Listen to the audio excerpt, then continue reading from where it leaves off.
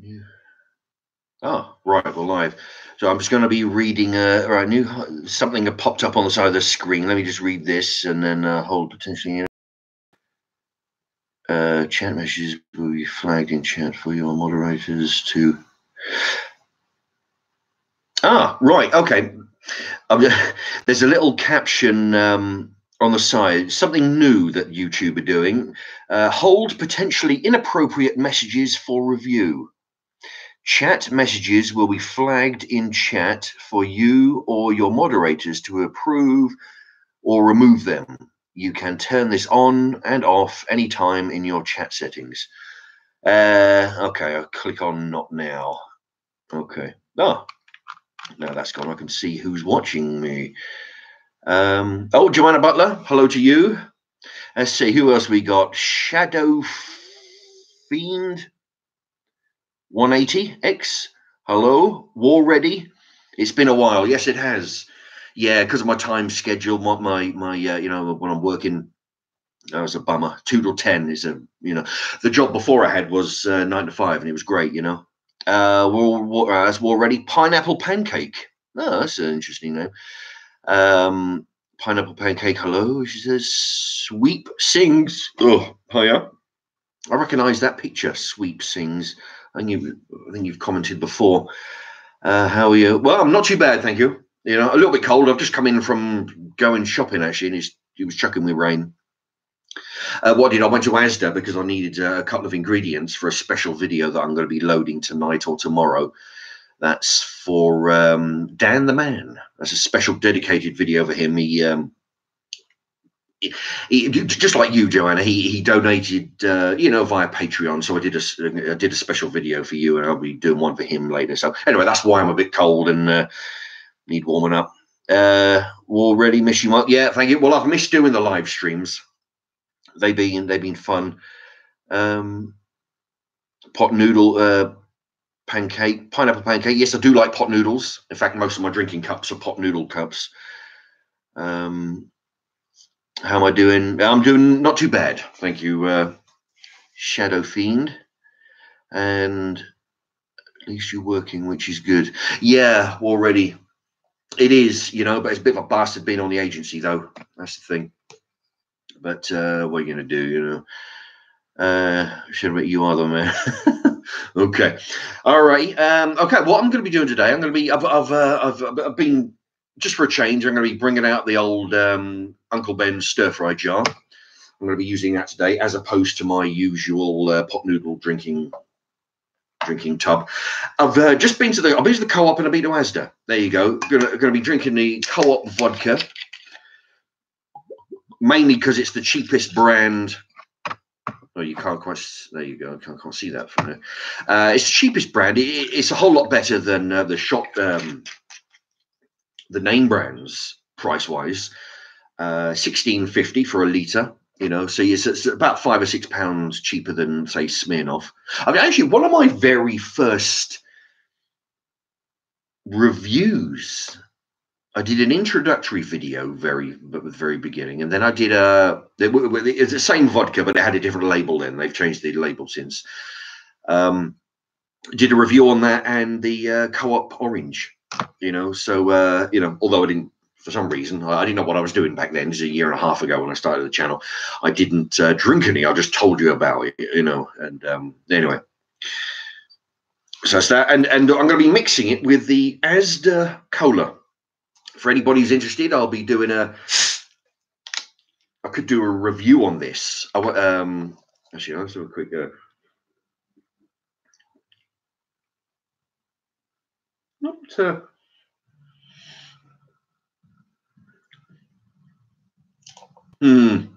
That's the thing. Asda Cola, 44p for 2 litres, which is 21p cheaper than the co-op for 2 litres. The co-op's own brand. But the co-op is better. I've just had a couple of sips of this. The co-op one is definitely better. Okay, there you go. Some vodka. All right, who else we got? Sweet. If you were in death row, what would be your last meal if you had unlimited choice? Actually, I think somebody asked me that a while back.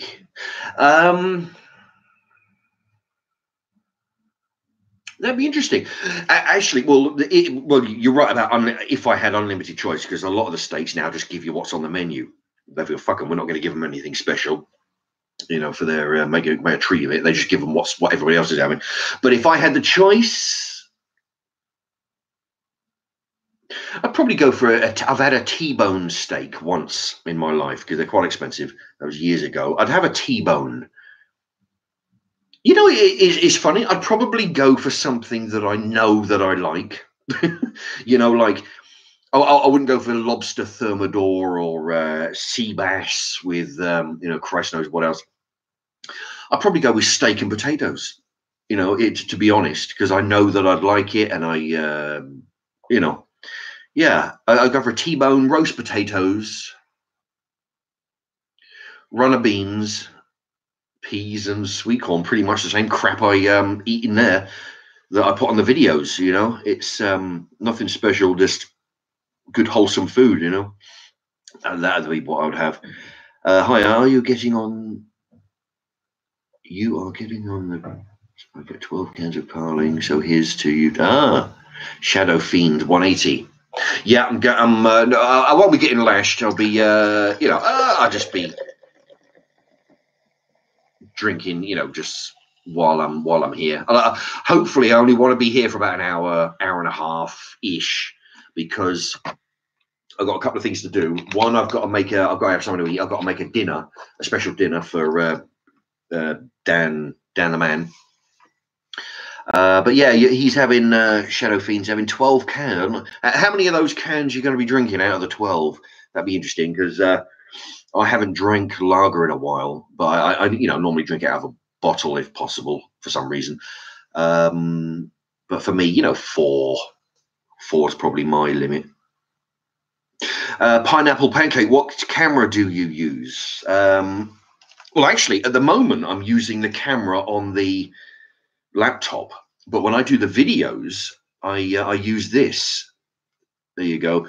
4K touch panel night shot for Ultra HD 48.0 megapixels. Okay, anyway, there you go. That's the camera I use for the videos. It's a short tripod, so I have to balance this on the sink when I'm in the kitchen. But I need a bigger one so I can move it around. Once I get a bigger one, about 6 foot one, it's not 4 or 5 foot one. I can do better angles. But yeah, I've got to balance it on the sink and I've had to balance it on the microwave before. It's anyway. But yeah, I can't remember how much that cost. A couple of hundred. It was ages ago. 140, something like that, you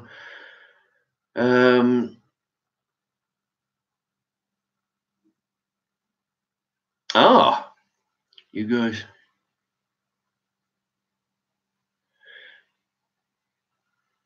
Let's see. Joanna Butler says that hour, guys, means 10 hours. Guys can chat all night. Yeah, actually, well, the thing is, you're right. I think I've got rid of it now, but I did a 9-hour for some reason.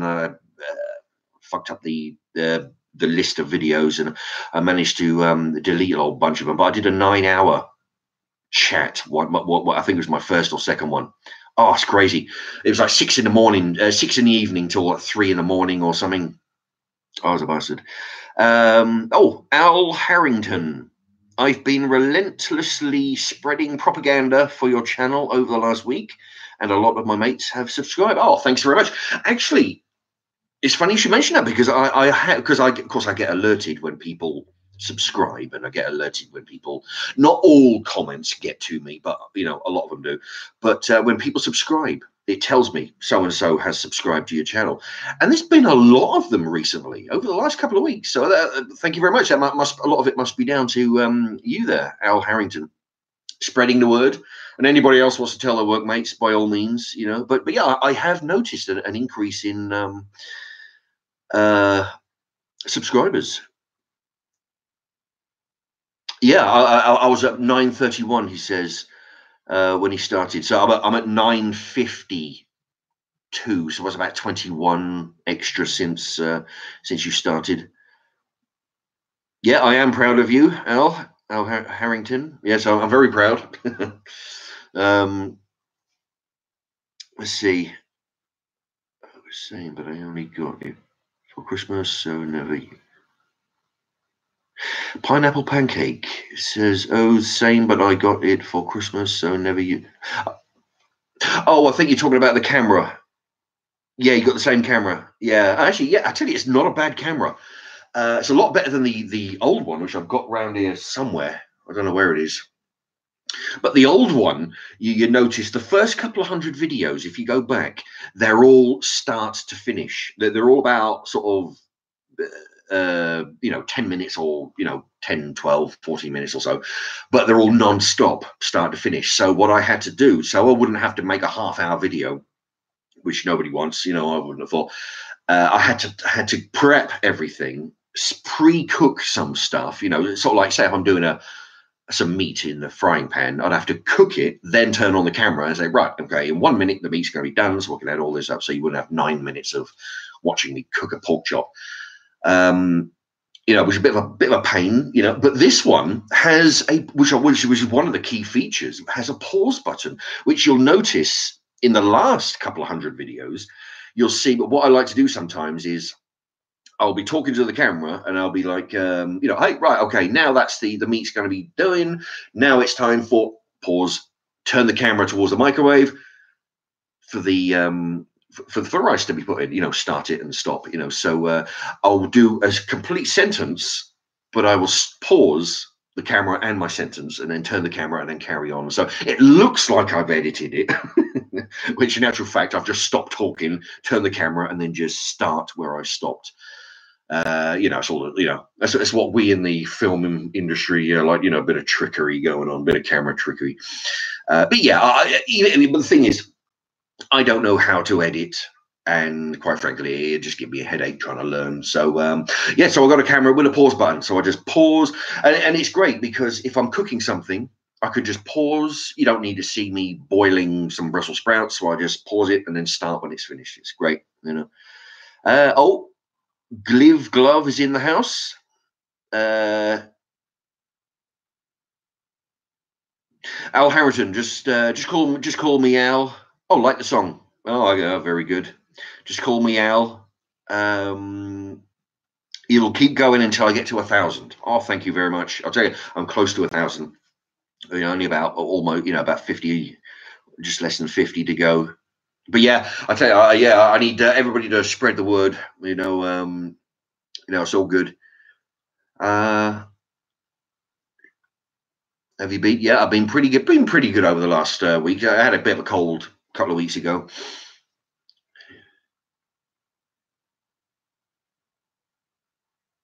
Oh yeah, Joanna Butler. Any of Mark's workmates on here? Set him up with a lovely lady. Well, yeah, I need all the help I can get in that regard. Let me tell you, it's let's see, what was this? Blast Famous. I tell you, people got some crazy names there. Blast Famous, HDTV official, old videos. Hi all. Hello to you. Yeah, it's a long username.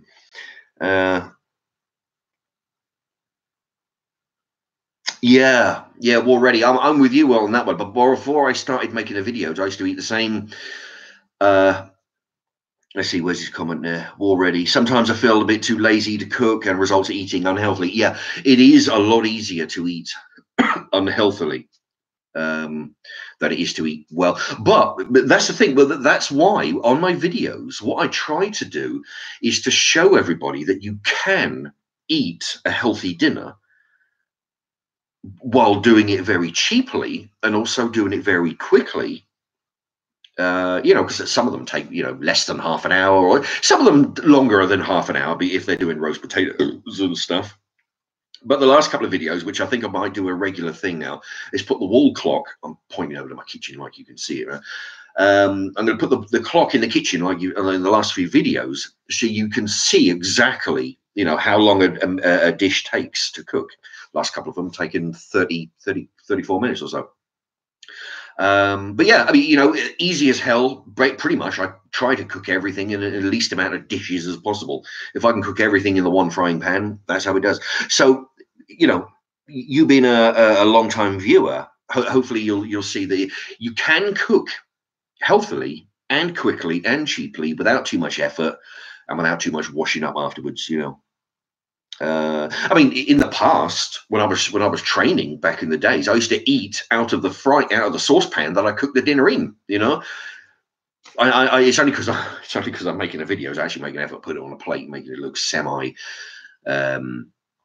presentable. You know, but no, if you know, why wash up a frying pan and a plate? If you know, get away with it, just eat out of the frying pan. You know, as long as you don't have somebody in the house that will whinge you. You know.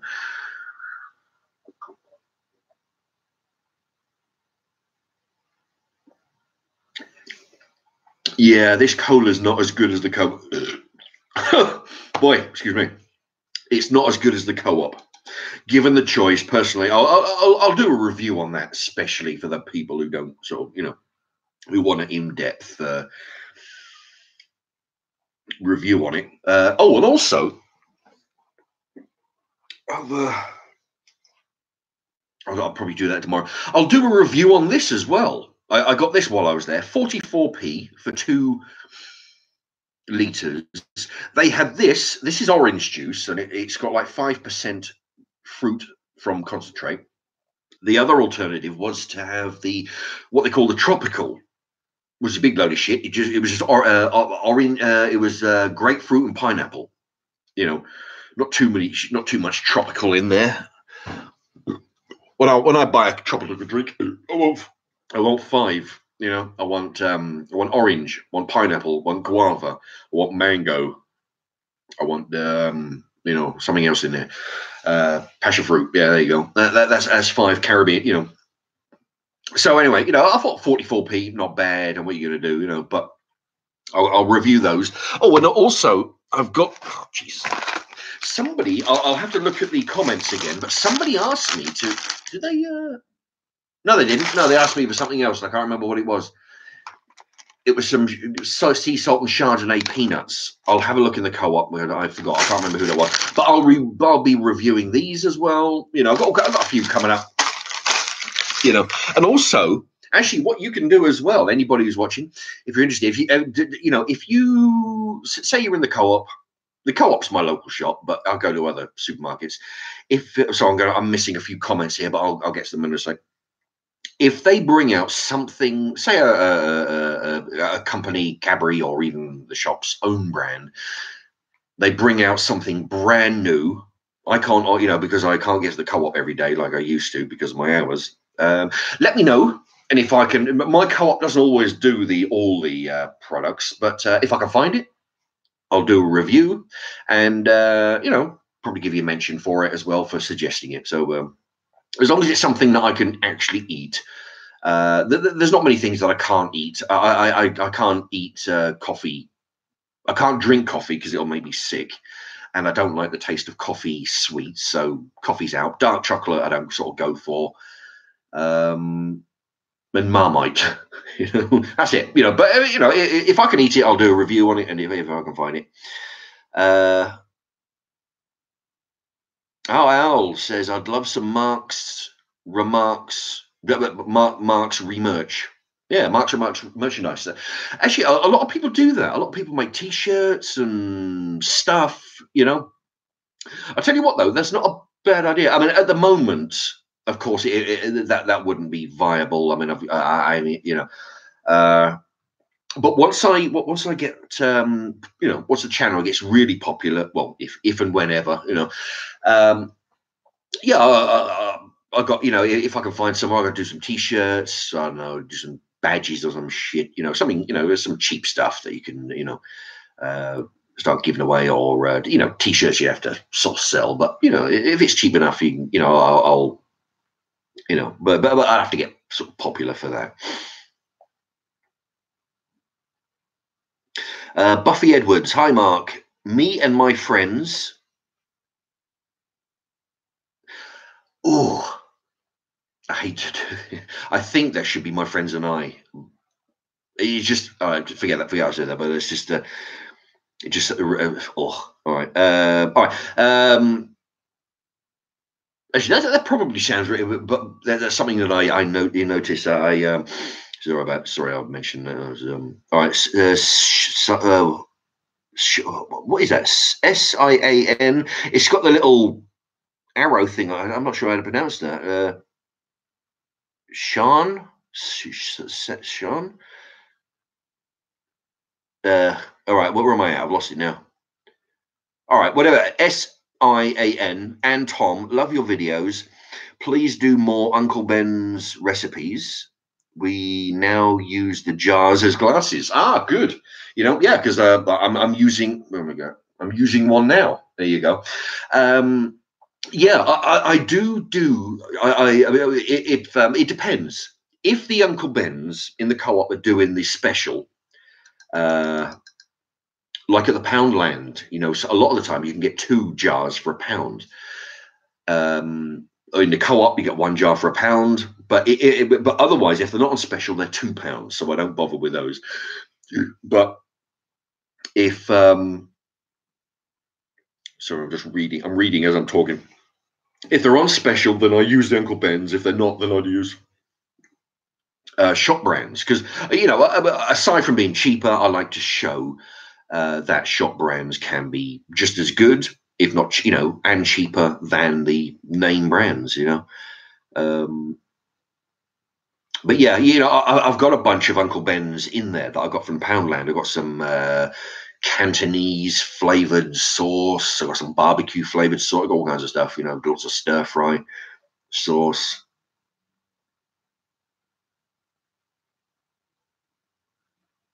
Shadow Fiend 180. Hey Mark, could I get your opinion on my site?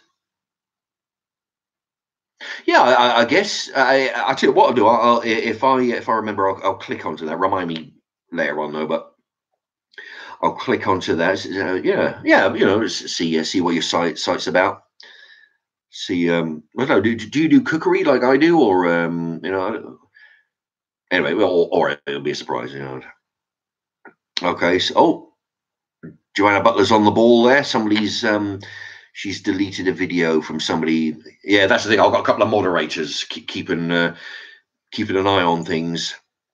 Yeah, Joanna's one of them. If anybody's, I don't know, a bit of cheekiness is fine. But if they're getting like out of order, then yeah, I've got some people watching the comments. Chiquito Jeff Navidad. How are you, Mark? Well, I'm very good, thank you.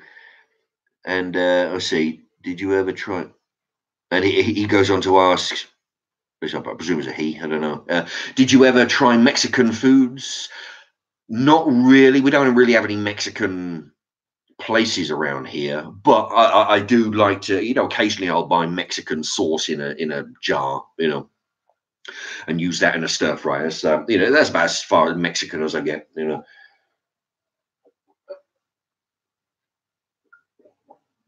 In fact, I remember a disaster I had when I used to work for the Argos, fucking bastards. I was in the restaurant upstairs, and they had what they like to do was, every now and again they do a theme, right? And one day was Mexican theme, and I used to go because I was I wasn't body. Well, yeah, I was training heavy. I wasn't like him when I was 25 in that photograph that you may have seen for the regulars.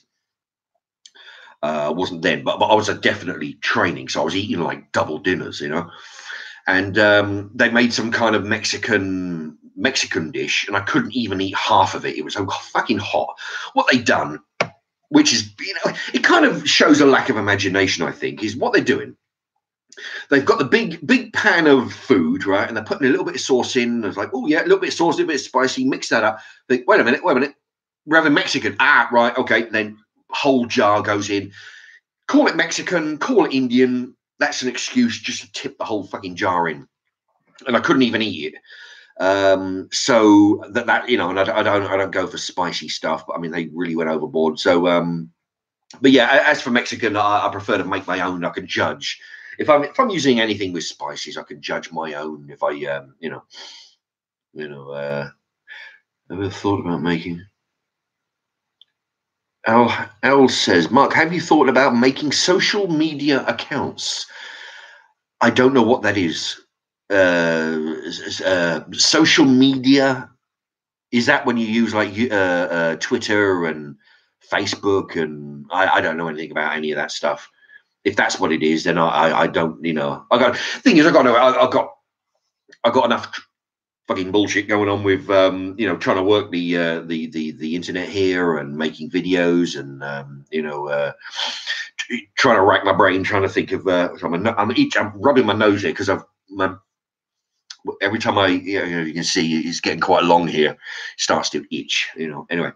And Facebook and Twitter is just one more headache, by the way. I mean, if any of you lot out there have Facebook, Twitter, whatever else is, they invent one every couple of months now, a new channel. By all means, tell your buddies, send some of my videos out, see if you can, bang the drum for the channel. That'd be great. That'd be very useful. Let's see. Right, sorry if I'm missing some because the messages are going up. In case you don't. Shadow Fiend 180. Here's the link in case you find it, and it's digital goods, so I can earn some small cash on the side and try becoming famous. Oh, okay, yeah. All right. What I'll do, I'll try and here's the. And I don't know how there doesn't seem to be a link there. Maybe if I click onto your name, maybe that would.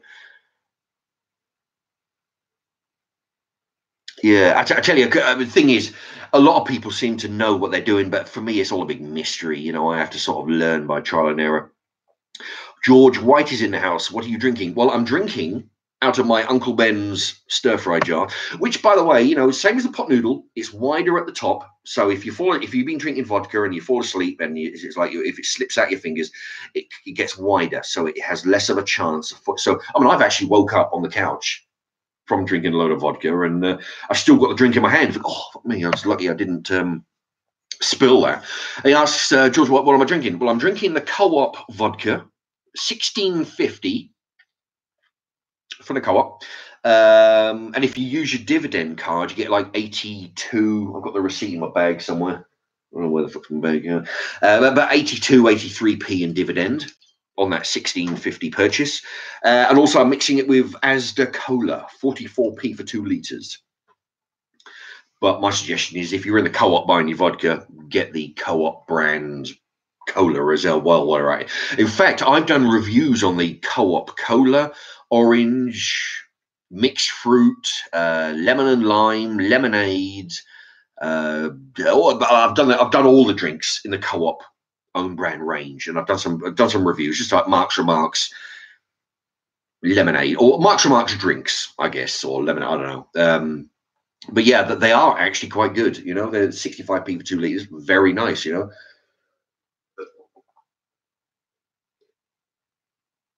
I drink them all the time. Oh, Andrew Winton's got a message deleted. What that's for? Andrew Winton's a regular. Anyway, he says, hi. Hello, Andrew Winton. Shadow Fiend. Liked the video, old chum. You like your... I think you're talking about liked this video. That's good, because I've got 5. I've got 5 likes. Anybody watching, the 13 people that are watching, feel free to hit the like. Don't be shy.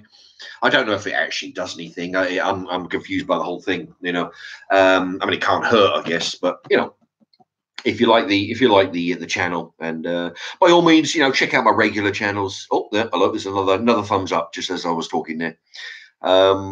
Yeah, check out my regular video. This is different to my usual one. The usual videos, as you know, are either cookery related, or they're food related. Either I'm cooking food or I'm reviewing foods that is sometimes the cheapest, absolute bargain, basement, bottom of the shelf pasties and food and frozen, Kiefs and whatever else, fish fingers, all that.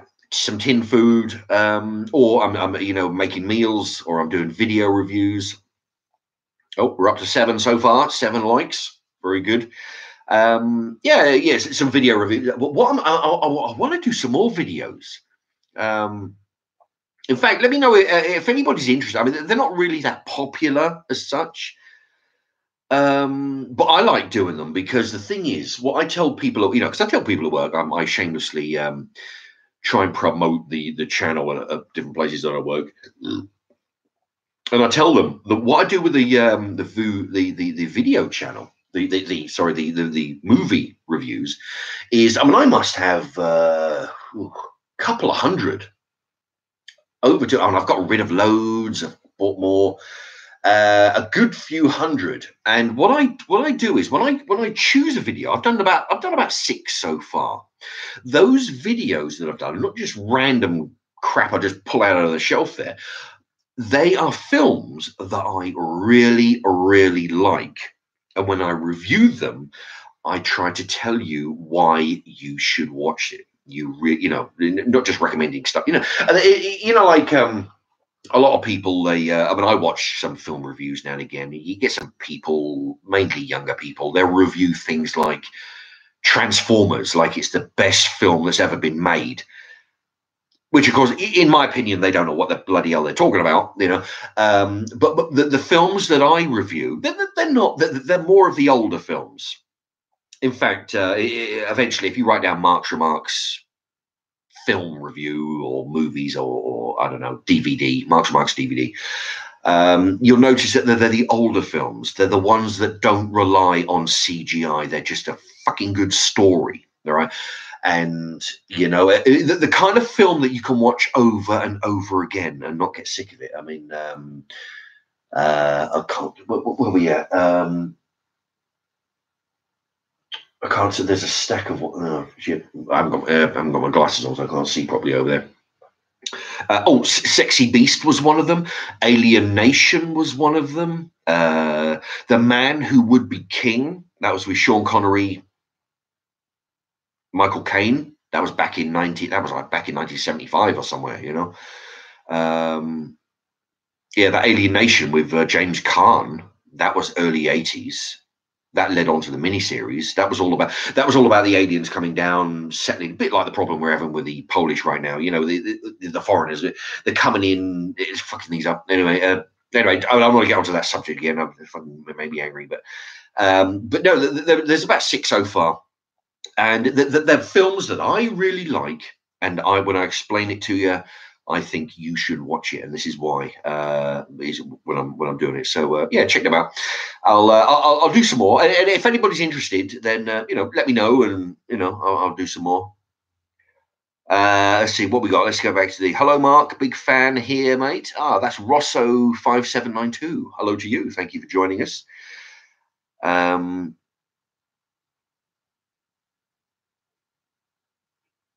Okay, Shadow Fiend 180. On my channel, on the bottom left of it, you'll see donations, Discord, and a globe. If you click on the globe, it goes to my site.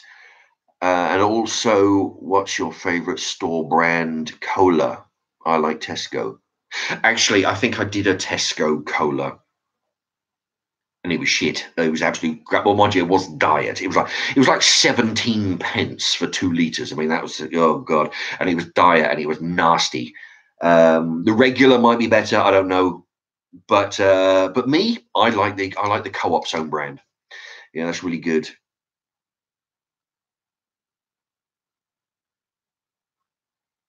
Oh, Andrew Winton, because instead of hi, I wrote just the letter H and retracted it. Oh, I see that. Yeah, Andrew Winton had a comment deleted.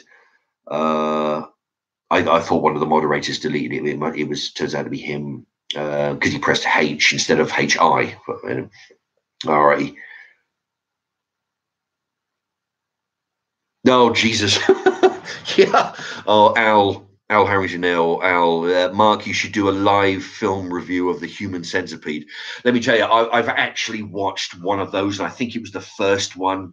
I think there's I don't know, there's at least, I don't know, is there 3 of them now? There's a few of them, but the first one was, oh God, it was crazy. Yeah. Although the main villain looked like a really good villain. The guy, you the same old story. You got 2 silly girls, the car's broke down, pissing down with rain. They knock on the door. 2 girls, they're soaking wet. The guy opens the door for the house, and he looks like a villain. If you were in real life and he opened the door, you'd fucking run, right? But no, they go in, and it was a crazy film. It was, oh boy, it was. But yeah, it's probably not the kind of film that I would review on my channel, because I like when I choose the films that I review, I go for what's the word?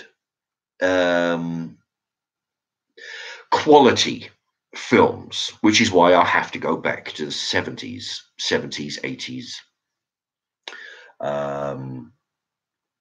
I've got Outland with Sean Connery. Now that is one I'll try and review. Yeah, the Centipede is. See, the thing is, when I review a film, I like the film, and I am trying to say to you, this is what the film's like, and this is why you really should watch it. I couldn't do that with Centipede because it's not a film that I like, and I couldn't recommend it. I could give a review on it of what I think of it and what it's like, and the good points, the bad points, but I couldn't do it in a way where I'm actually saying, you really should watch this film. This is a bloody good film. You really need to watch it before you die. I couldn't do that with that, but let's see. Let's see, right, 950 subs, bro. That's almost 4 schools of, clicked up there. Almost 4 schools of fans. You should be well proud of yourself, and Diet Coke is just ooh. And oh, sorry, not bottom left. Sorry, he meant, oh yeah, Shadow Fiend. He meant the bottom right, not the bottom left. Yeah, I mean, I'll go for diet or regular, depending on,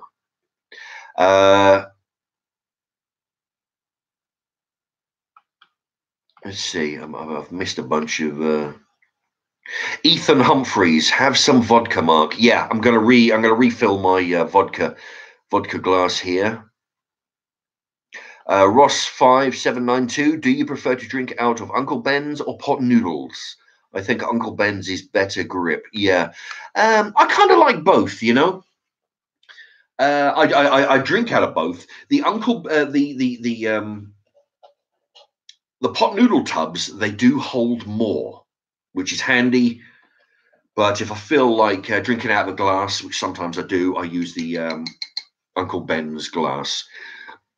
The funny thing is, I personally, I have no problem drinking out of a glass or a pot noodle tub. It actually makes me different because I'm a slob anyway. But when I've had people round, it's quite difficult to try and get them to drink out of a pot noodle tub. I don't get it, but some people, All right, Al says you definitely need to watch the second Human Centipede. It's an amazing film, but I might well get round to it if there's nothing else going. But the thing is, after the first one, it really wasn't my thing. But there's certain films that I like, and that really wasn't in my genre of. Oh, Al says there's 3 now. Yeah, that's the thing. From what I understand, the first one was quite popular.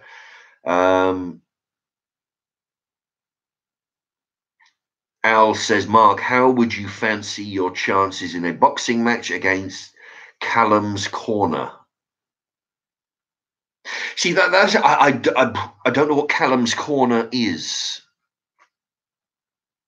Callum's Corner. I don't, but maybe let me know what that is, and I'll be able to come up with I don't know what. I've not heard of that. Phoebe Jones says hello, Phoebe Jones. Hello to you. George White, Mark, what happened to your other live streams you've done? Yeah, I accidentally got rid of I was fucking around with the with the list of videos, trying to go through them, and somehow I managed to. I was trying to sort of. I don't know what I was doing. I managed to delete them and. Anyway, but I'll be careful next time. Is it? Yeah, because I tell you, it's funny because the live streams are very popular for some reason. They do pick up a lot of views. It's amazing. People like listening to what I've got to say. I mean, it's quite amazing sometimes. I mean, I do talk about a wide range of subjects, which is why I like to do.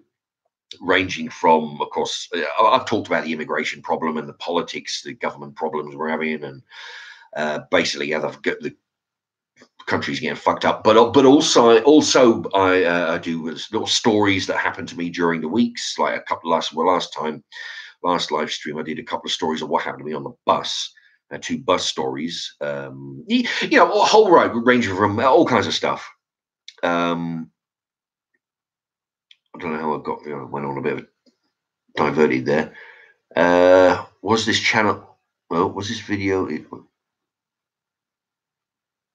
Right. Shadow Fiend. Yeah, it might have been. Well, I did a 9-hour live stream.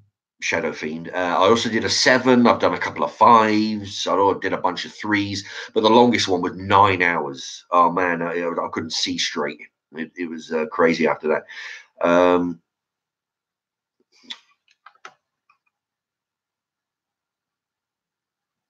Roka 91. I think that's Roka. Roka 91. Do you get any pot noodle aftertaste from your pot noodle cup? No, I don't, because I mean, I wash them out, of course, but they've been washed so many times. There's absolutely no pot noodle taste. In fact, all you got to do is wash it once, and that's pretty much good enough. But they've been washed so many times. There's no pot noodle aftertaste. Phoebe in the house.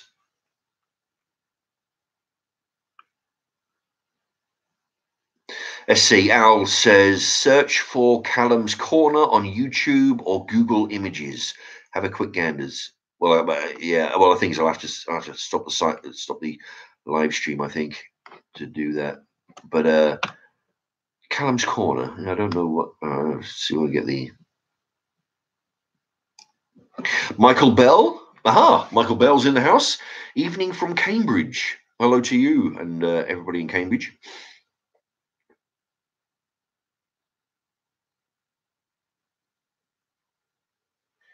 Phoebe Jones, and it's practical when notifications pop up.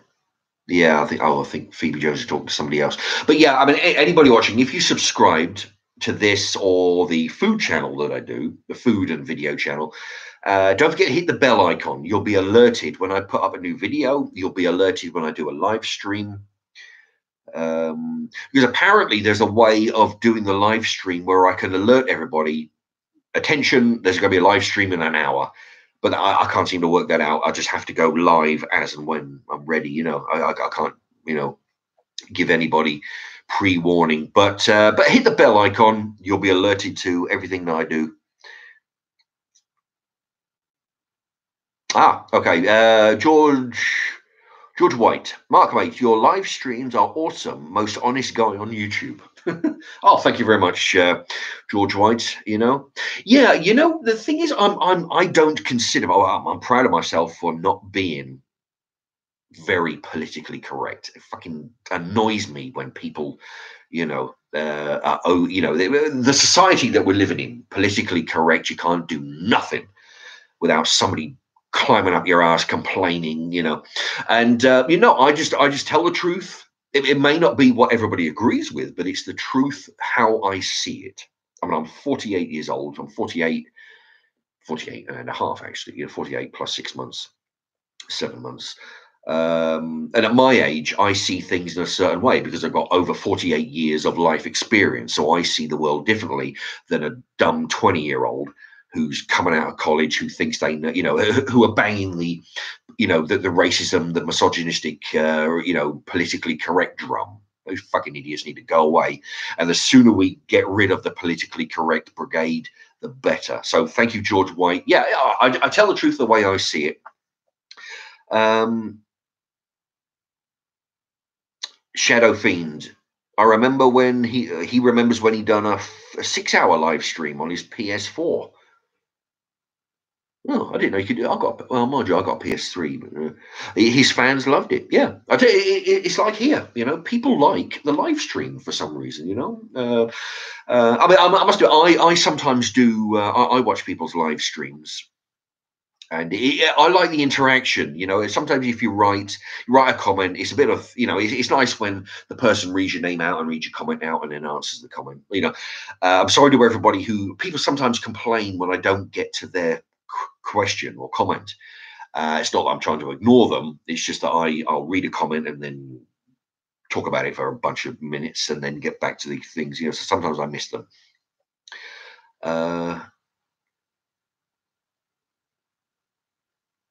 Where's it gone? What's your opinion on Tommy Robinson?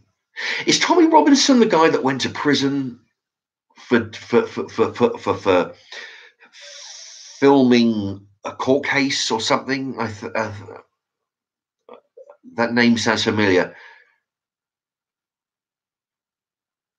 Shadow Fiend, have you ever tried Raspberry Aid? Possibly. I don't know. When we're done with the live stream, if you write Mark's Remarks drinks, I've done lots of fizzy drinks. I've done lots of ciders. I've done a few lagers. I've done lots of drinks and alcohol drinks. I can't remember if I've done Raspberry Aid. I think I've done Cherry Aid, but have a look at that. I've done a big list. I can't remember. It was so far back. Alex Gallagher, evening from Lithuania.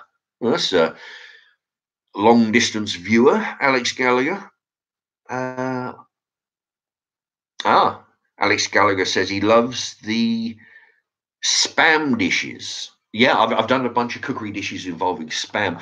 Well, the thing is, what I do when I buy a can of spam, what I try to do, well, when I buy a certain ingredient, say a big bunch of mince or a big job of meat or a can of spam, I'll try and make at least 2 dinners, which can show you, the viewer, how far a food item can go. I mean, because if I wanted, I could just put the whole can of spam in and that's it. Spam and whatever else, rice, peas and bullshit and stuff. But if I use half the can, I'm showing you, you can make 2 separate dishes out of spam. So yeah, I like working with spam. I like the taste of spam. Spam's good. Spam goes with a lot of things. And yeah, when I buy a can, I try and make at least 2 dishes. Rate 1928 loves the work. Thank you very much. He says, hi Mark, new fan here. Well, thank you. Don't forget, if you're hit the subscribe and the bell. I met a guy in the bus stop earlier. I was like, it was crazy. It was a bit dark. I'd just come out of Asda to buy some stuff for Dan the Man's video that I'm going to be doing later, and I'm watching down the road. It's pissing down the rain. I can't see properly, and the fucking kid shows up. Oh, excuse me. Do you know where? Scared the shit out of me. And yeah, I got talking to him, and I asked it. I said, look, a bit of a shameless thing here. While we're waiting, we've got 10 minutes waiting on the bus. I was trying to get him to subscribe to the channel. So yeah, a bit of shameless. A bit like I took that lesson from George Foreman. You ever see him on the telly? Anytime he's got his face on the camera, he's talking about his lean, mean grilling machines. Shameless promotion. So I learned that lesson from him. Okay. Okay. I'm missing a few video. Michael Bell, what about doing a lovely bolognese with spaghetti? Yeah. Well, I've done lots of pasta. I do have some spaghetti, the long stringy ones. I intend to do something with that. Can't be a spag bowl. Hoping you're lovely bolognese with spaghetti. Bolognese with spaghetti, but can't be a spaghetti bolognese. I don't know how I'll. All right. Hope you're enjoying the vodka. Nice to see you live. Thank you. I will have mines with Coca-Cola. Very expensive Coca-Cola, but and on the rocks. Yeah. Very nice. I don't drink it with ice really, but yeah, with a rock. Oh, where's he gone? Ice is good. Rate 1928. I'd love you to do a series on different crisps. Find your jalapeno and cheese crisps episode very good. Oh yeah, well the thing is, I have done a series on crisps. Just Mark's Remarks crisps. Anything you want to know, Anything, say just put Mark's Remarks pork chop, Mark's Remarks bacon, Mark's Remarks cola, Mark's Remarks crisps, Mark's Remarks. Anyway, you get the idea, right? Just Mark's Remarks and a word, and if and it'll bring up all the things. I've done a whole bunch of crisps, different flavors, different brands, different. It's all good. Just type in Mark's Remarks crisps, it'll come up. Andrew Winton's never had spam. Well, I tell you, I went to the pound shop, Poundland, and I bought a few different spams. They're cheaper than most places, but the cans and jars are smaller, so you got to watch that. But I picked up some barbecue spam, which I haven't used yet, but I'll get to that. But no, spam is good. It's like got ham and pork in there, so you got two different meats. Mark Reddy, are you a fan of takeout food? I am, but it's quite expensive. I do like I like eating Chinese, or what I sometimes refer to as chinks, which that usually gets a reaction from the comments. But yeah, Chinese food, the occasional Indian food, as long as it's not too spicy. The occasional pizza, chicken, all that shit. But it's quite expensive. Okay, Alex Gallagher, can I have a shout out for my friend Lewis? This is going to sound odd, but he had a pet frog called Beans. I used to have a pet spider, a tarantula, years ago. He had a pet frog called Beans that recently died. Sorry, didn't mean to laugh at that, but recently died. He's a big fan and would appreciate a rest in peace for Beans the frog. All right, well, sorry for your loss, Lewis. I never heard of anybody who had a pet frog, but rest in peace, Beans the pet frog. Okay. Stanley Boy Cooks is in the house. Hello to you. Welcome. Who else we got? Oh, what's that? Stanley Boy Cooks. George White. Going to Cornwall holiday in June, Mark. Have you ever been? Right, George White. He's going to Cornwall on holiday in June. My birthday's in June, actually, for anybody who gives a shit. But have I ever been? I don't know. I've been to a lot of seaside towns. I've been to Yarmouth. I've been to Penzance. I've been to a bunch of places. What I did when I got my driver's license 8 years ago, I got a map of England, a photocopied map of England, and what I did, at the bottom. I tell you this little. Some people might find this interesting. On the bottom of the map, you've got that bar. Right, that line, and it measures this line equals 100 miles, or this line equals 50 miles. So what I did, I got a bit of string measuring exactly that length. So it was like 100 miles. And what I did, I put a pin in the center of I put a pin in Milton Keynes, where I'm at, and then drew using the string, drew a circle around. Okay, so I knew that circle was 50 miles. Extended the string. Then I did a circle. That circle was 100 miles. Okay, so I knew that any town that hit that circle was either 50 miles or 100 miles or 150 miles, whatever it was. So I knew, so I'll go to Wiss. I went to Wiss, WYSS. I went there specifically to use their maze. They got this huge maze there. I drove there. And I knew that, Wiss was a certain amount of miles.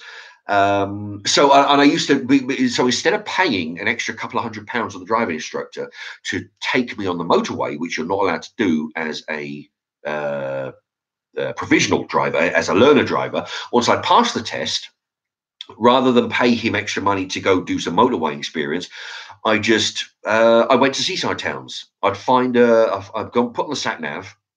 I'd go on the internet, look for a hotel in, say, Yarmouth, type in the postcode. I've got no idea, no intention of going to the hotel. I just need the postcode. So then I put in the sat nav the instructions to take me to the hotel. And then I'd see on the map how many miles it was.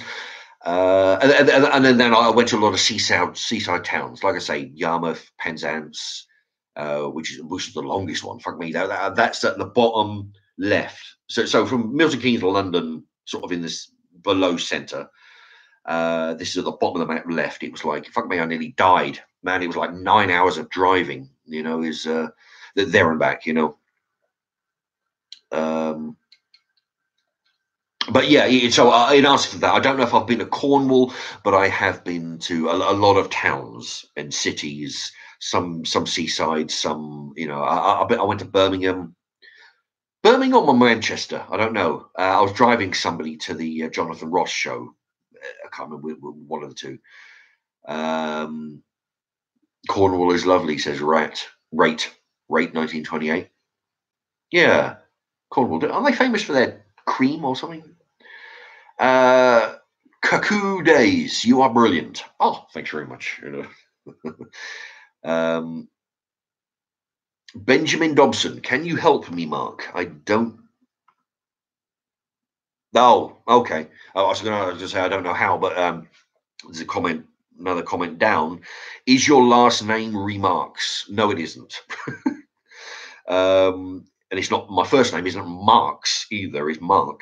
But that's the thing. A lot of people, when people write to me, it's Marks. Nice to see you. And all that. They think I don't know. They write Marks as it's my first name, you know, but it's not. It's Mark. But basically, it's Mark's remarks. Mark remarks on this video. Mark remarks on this food item. That's what it means. Mark's remarks. So no, my surname isn't Remarks.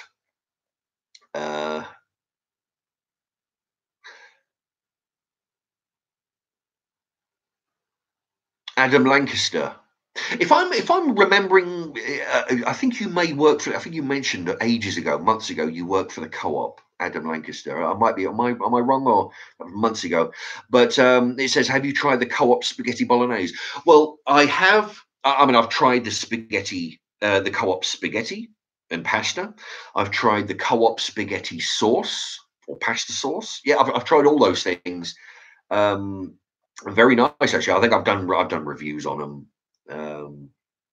But yeah, you know, I believe I have tried spaghetti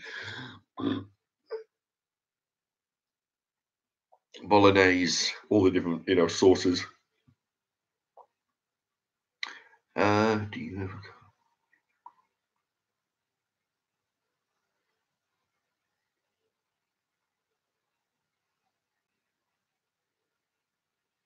Oh, yeah, Shadow Fiend. Oh, the comment's gone.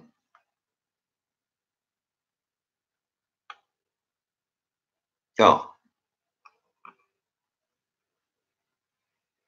actually, I read your Co-op, but it disappeared. Shadow Fiend. Yeah, yeah. To answer your question, it's been retracted, but yeah, yeah, you do. I can't remember whether they're like in the shop or on the side. You do get some cocky people on the channel. I don't meet cocky people when I'm going shopping. Sort of like, you know, don't, you know, bother people while I'm. But when I used to own a video shop, yes, then you do get some awkward people. People kind of come in and think that you know, you owe them service, that they have the right to come into your shop and be assholes. And when you refuse service, it's like an affront to them, you know. But yeah, so you meet these people.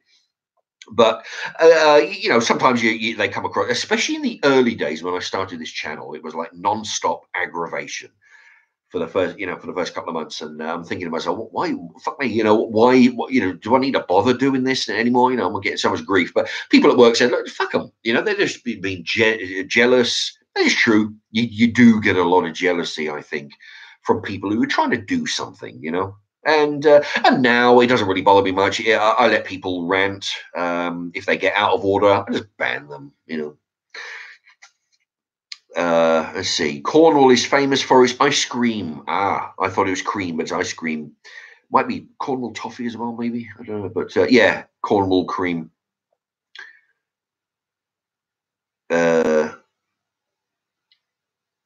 Cuckoo Days. Mark is remarkable.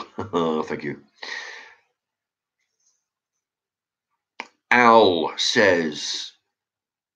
Al Harrington. Al says, "Can you eat the hottest chili in the world?" No, I can't. And write this. Everybody is interested. Write this down. What I'll do, I'll plug other videos that I've done, but I actually did. There was this round dish that was actually given to me by somebody who I worked with at the time for the channel.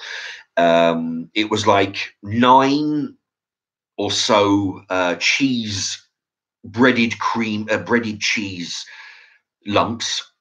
8 of them were good, and the other one of them had Carolina Reaper chilies in it.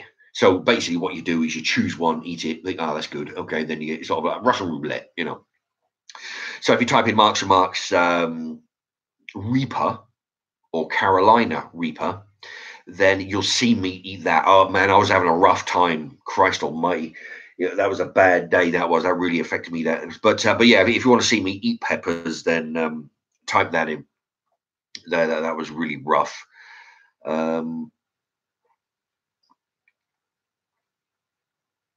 Oh, okay. George White. Yo, Mark, was going to donate to your channel. How do I do it? How do I do it? Oh, well, that's very decent of you. Actually, let me think. I think I don't know. Yeah, I think you go onto the main page. I don't know. You go onto the main page, and it says, you know, where it lists all my videos, and it says that you can go onto Patreon or PayPal, or I'm not sure.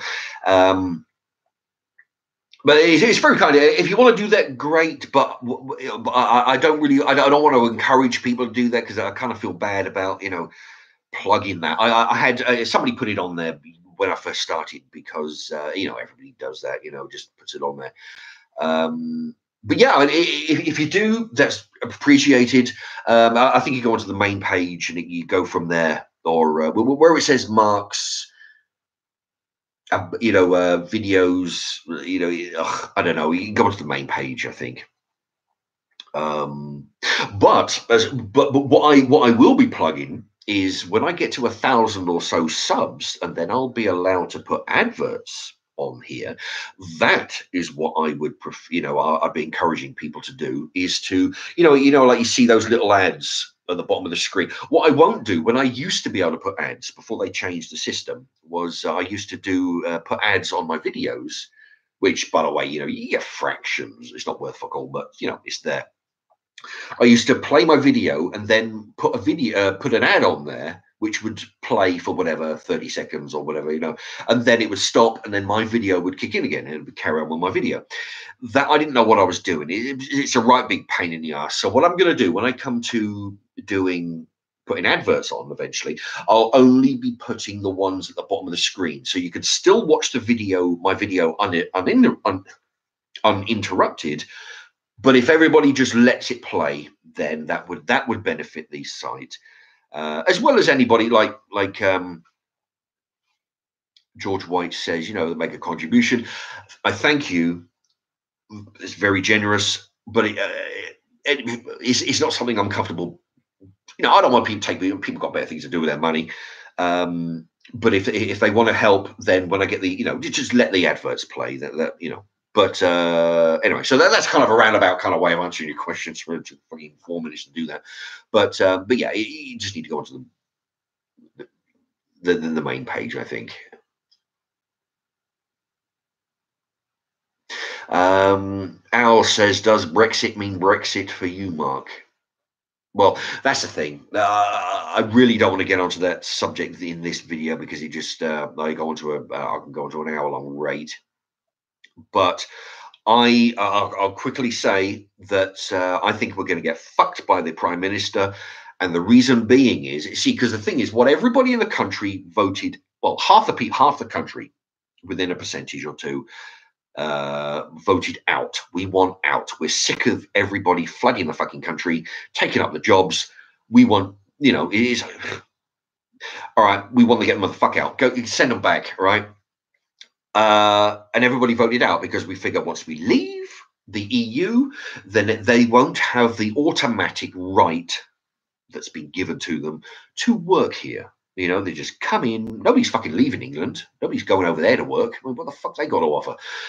Everybody's coming here. taking up all the jobs and taking up fucking everything, and and people voted for out because they want them out. They want to free up the jobs for English people to get fucking permanent jobs, right? What I think is going to happen is this prime minister, who, by the way, we didn't vote for. All right, we voted for that guy Cameron, who then gave up his seat and had her come in. So she's running the country, and we didn't vote for her. She's, all right, to her credit, she's trying to implement the get the fuck out of town policy that the Brexit is, there for. But the reason what I think she's going to fuck us with is when we leave the Brexit, we're assuming that they'll have no legal right to work here, so they'll just have to fucking leave. But they won't. She's going to give them citizenship. And I was reading a paper the other day on the bus, and it talked about there was a thing where anybody who wanted citizenship can buy citizenship for 65 fucking pounds. Then that was too much. No. That's wrong.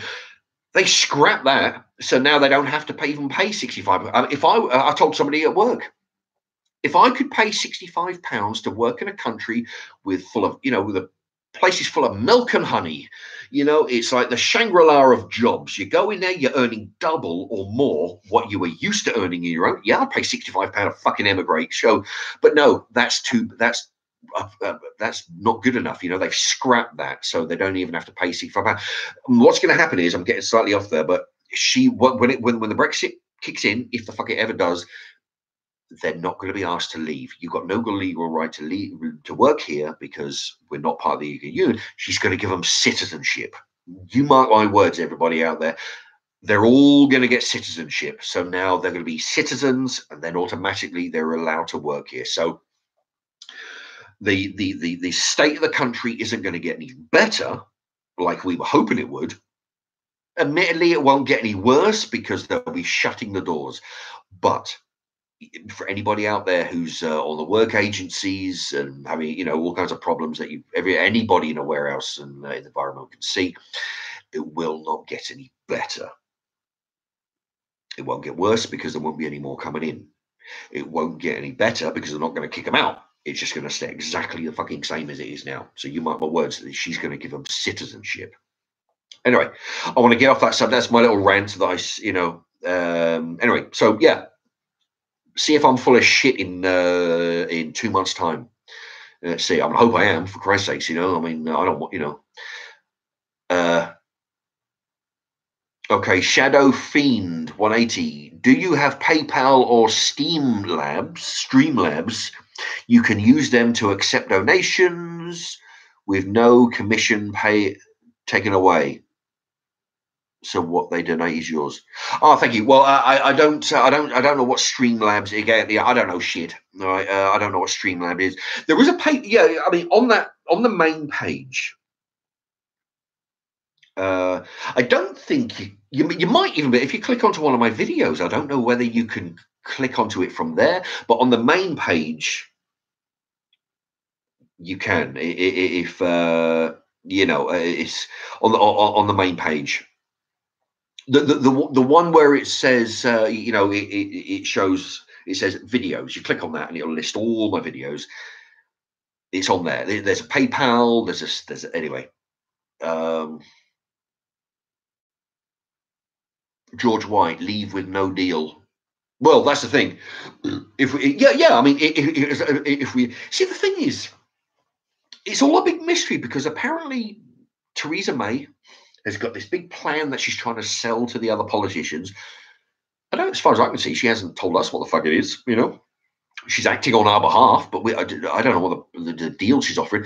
And as far as I can see, just fucking leave. That's what it's as simple as that. Admittedly, there will be problems, but you see, the thing is, I watch the news, right, and you'll get everybody fucking whinging that, oh yeah, when we leave the EU, our company's going to be fucked because we can't sell to the Spanish, the French, the Germans, the fuck knows who else is the other 30 countries there. But the thing is, they managed it before. They managed it during. They're going to manage it. Just because you're not in the EU, we're not in the EU with the Americans. We have a trade agreement with them. We're not in the EU with the Hong Kong and the Chinese and the Japanese. We have trade with them. Where the fuck do you think we buy fruit from? We buy fruit from Africa and Spain, and yeah, well, all right, Spain's in the EU, but um, we have trade agreements with lots of countries we're not in the EU with. Just because we leave the EU, you can still sell your shit to other countries. It makes no difference. And I was watching the news the other day, and now, right, because I mean, I joke with there were one or two people at work. Amazingly, there's very few people who you can discuss politics with in the EU situation, but there's a couple of people, and I joke with them. I say, listen, you've got, anything that, if there's a tsunami, if there's a snowstorm, if it rains on your birthday, they blame it on the leaving the EU, blame it on Brexit. And I joke about that, of course, but now I was watching the news, and you've got in Scotland, you've got a whiskey company moaning and fucking crying that because we're looking to go, what they're doing, they're stockpiling kegs for the whiskey from Spain and America. They're stockpiling them because apparently after the EU leaves, after we leave the Brexit, apparently they can't buy kegs from the European countries. How fucking full of shit is that? Of course you can still fucking buy them. You just buy from other countries. But no, so they're blaming Brexit for the problems that they're having buying kegs to put their whiskey in. I can't believe they got the fucking nerve to talk that shit on the news. I mean, the news is selling this bull crap, but no, they're blaming everything. When I joke about, it rains on your birthday, oh, yeah, Brexit, but no, it's getting to be that case now. You've got companies who say they can't sell their cheese to foreign countries because of Brexit. Of course, there are companies who are threatening to leave England and go somewhere else. But they've done that for fucking forever. Why do you think you can buy a box of matches made in China? Because it's cheaper. It's got nothing to do with EU and Brexit and everybody living kumbaya and holding hands because we're all one big happy European family. No, they go where it's because if they can pay a Chinaman 50p an hour as opposed to £5, £7 an hour in England, they're going to go and pay the Chinaman in China or pay a 13-year-old or 8-year-old kid to be making Nike shoes, right? If they can get away with paying a 12-year-old to make trainers rather than pay a proper wage over in England, they're going to go. It doesn't matter about the EU or whether we have a trade agreement, they're going to get the cheapest, So then companies threatening, oh, we're going to leave leave England and take our company over to a cheaper country. They would do that anyway to save a quid. All right, so fuck them. We'll get by. We just need to get out. We need to free up some of these fucking jobs, free up some of the houses.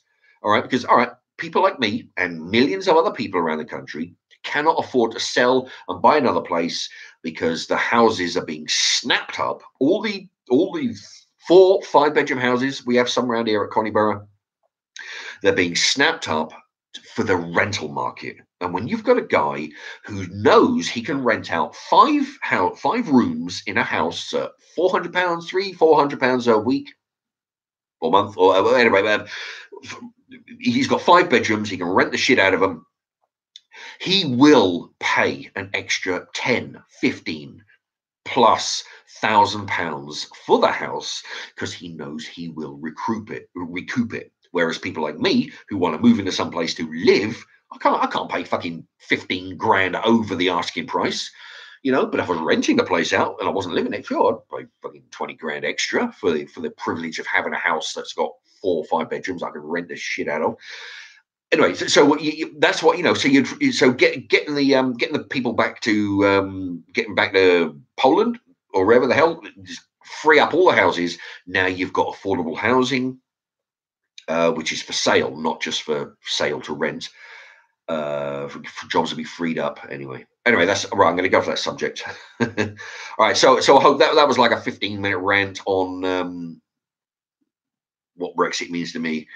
So yeah, we'll see about what that prime minister does, whether she gives the whole fucking lot of them citizenship, which which would be just another proof that we get fucked by the government. The government they're not, like I've said before, They are not the helpment. They are not the assistantment.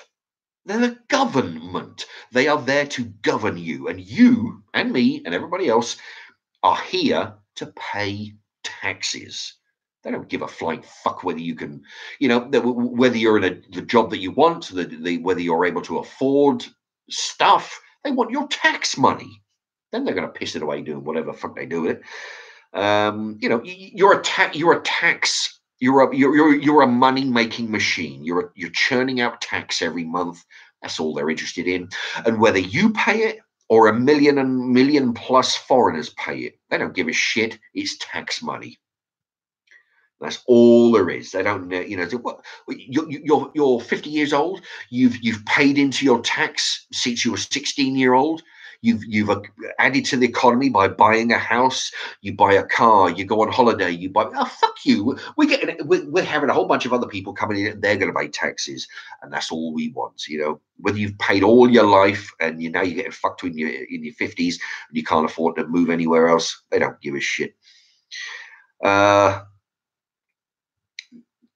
Darren Aldred. Darren Aldred, hello to you.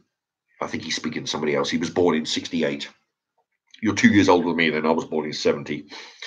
Andrew Winton says, at Darren Alfred, and I was born in 96. 96, 2006, 2016. So you're 22 years old. Andrew Winton, you're 22 years old. But I have to look into the past for good music because the pop music today is generally, is moved. Generally bad. Yeah, it is. Well, I agree with that. I wouldn't have thought, 22. Shit, I remember. I didn't know that. Anyway, but yeah, you're right. Yeah, that's why I don't listen to the shite nowadays. I have to go back to the 80s.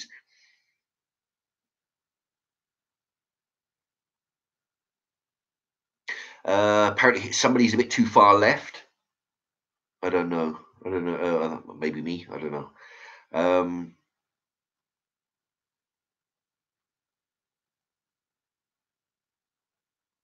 Yeah, that's the thing. People are talking amongst themselves. Somebody's going to ruin the country if he becomes prime minister. I don't know who that is. I don't know who that. Maybe me. I don't know. No, I'll tell you what, I'd shake things up if I was prime minister. I'd be doing stuff like, like Donald Trump. All right, oh yeah, I mean, I think anybody can agree he's mad as a shithouse rat, but he's trying to make American jobs for Americans. That's what he's trying to do. He's trying to kick out the people who are coming in. Admittedly, he's not a very popular man by what he's doing. But what he's doing, he's trying to do to help his own country. American jobs for Americans. That's what we need our prime minister to fucking do, is stand up and say, I'm sick of any politically correctness. I don't give a shit whether people call me a fucking asshole and a racist and all that, but I don't, I want English jobs. Anyway, right, I'm going to get off that subject now. How many what? We stood here. We've got 12 people watching. We've got 14 thumbs up. Thank you for those. Anybody who hasn't thumbed up, by all means, I'm going to have a quick drink. And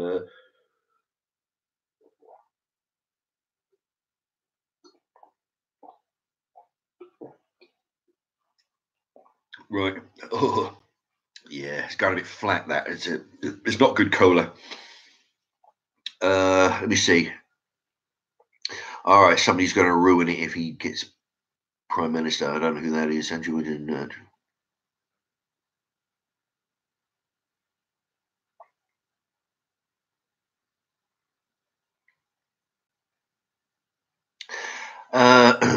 Andrew Winton is making it as a message at Andrew Winton. Unfortunately, he would bring Diana Abbott with him too, and she doesn't seem to have much of a grasp on mathematics.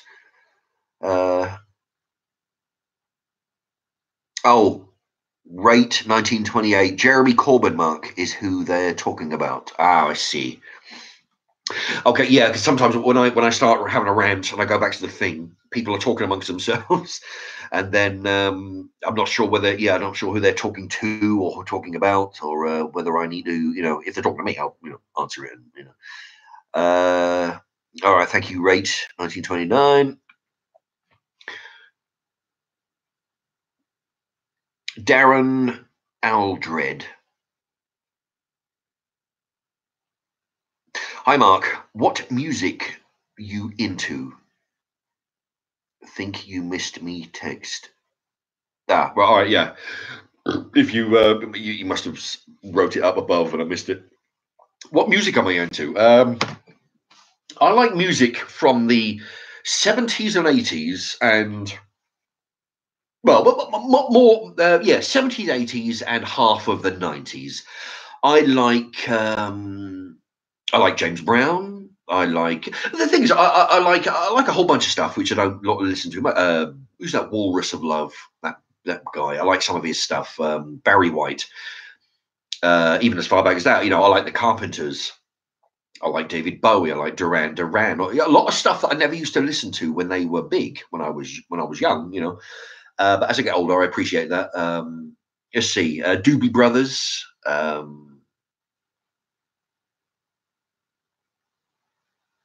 Who the fuck else? Oh, Elvis Costello. I'm trying to look at my music collection up there. Elvis Costello.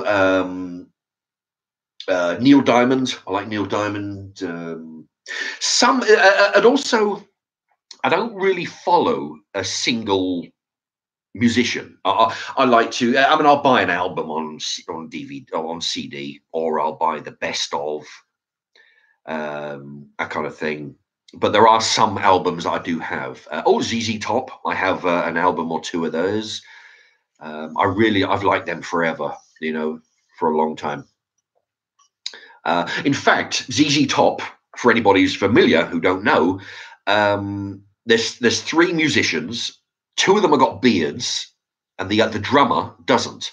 But the drummer is actually called Beard. I think his name's Frank Beard.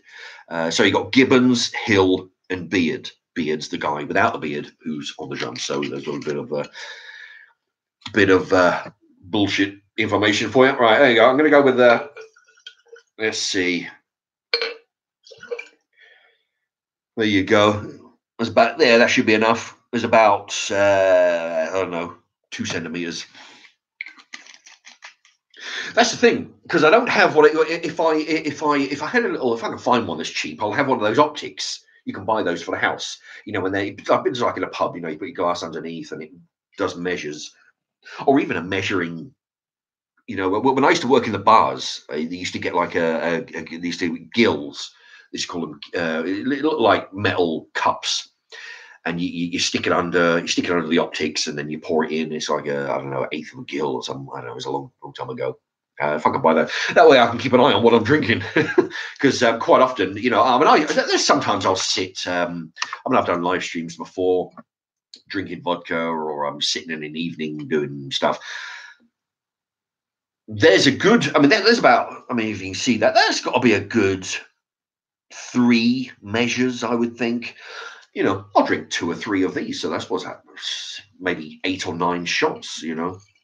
But I don't get shit faced. I don't drink until I fall over, which I'm capable of doing, of course. But I don't get to that stage.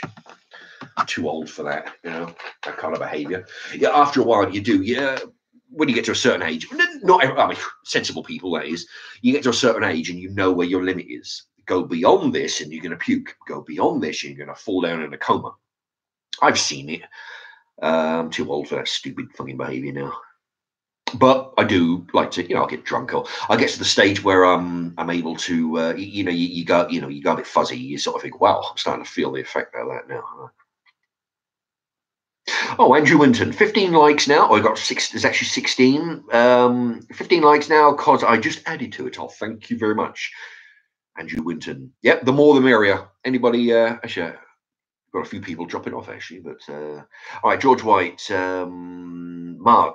Like 80s music. Yeah, I do. Yeah, I like especially the 80s, the 90s, and a little bit back into the 70s. Say the Carpenters and But yeah, I mean, even say the Beach Boys. There used to be a band called the Blow Monkeys. I like those.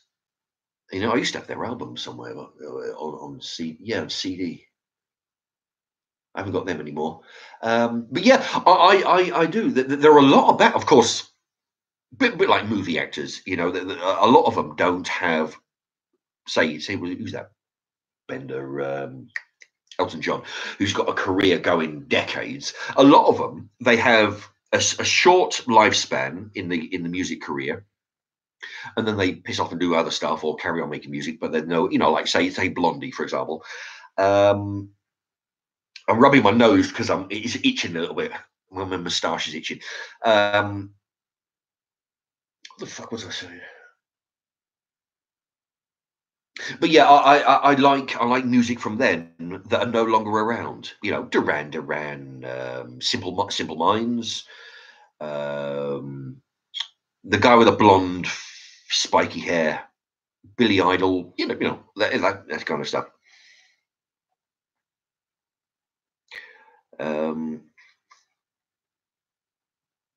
George White, yes, Andrew, that's the one. Somebody said, he says.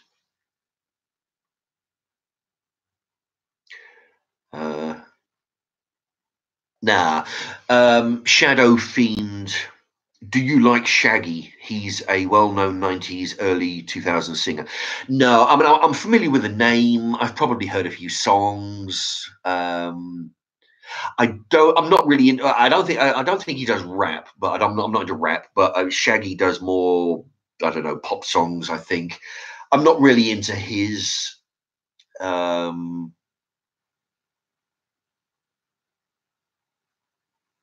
in actual fact, there's not a lot of black singers that I actually listen to.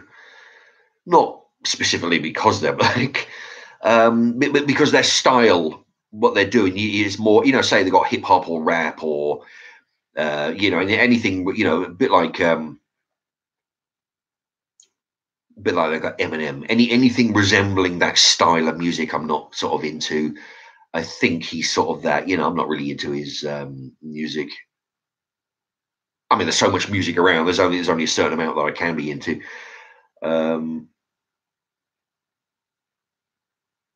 oh Jesus, right? Yeah. Oh, there's a good question. Rate 1928. How many pints do you think you could drink back in your youth? Well, I tell you what, when I was 16, 17, too young to get into bars, but we found a place that didn't give a shit, so they let us in anyway, you know, one of those kind of places. I shit you not. I had a friend, Wayne, who I used to go drinking with. Um, because after a certain amount of drink, you don't know what you're doing. We knew how much a pint of lager was. So we used to take to the penny exactly enough for 10 pints of lager. Fucking 10 pints of lager. And as soon as because after that many drinks, you don't even know your own name, right? So once you've run out of money, you think, that I've drunk. Because nowadays what I do, I keep the bottle tops. If I drink out of a bottle, if I'm in a restaurant or something, I say, right, well, bring me a bottle of whatever and bring me the cap. That way I can line the caps up and I know exactly how much I'm drinking. Back then, as soon as you run out of money, you know that you've drank 10 pints. And I'll tell you, sometimes I'll have to be on my hands and knees crawling home, you know. But 10 pints is what I could physically drink. Of course, I'll be well mashed.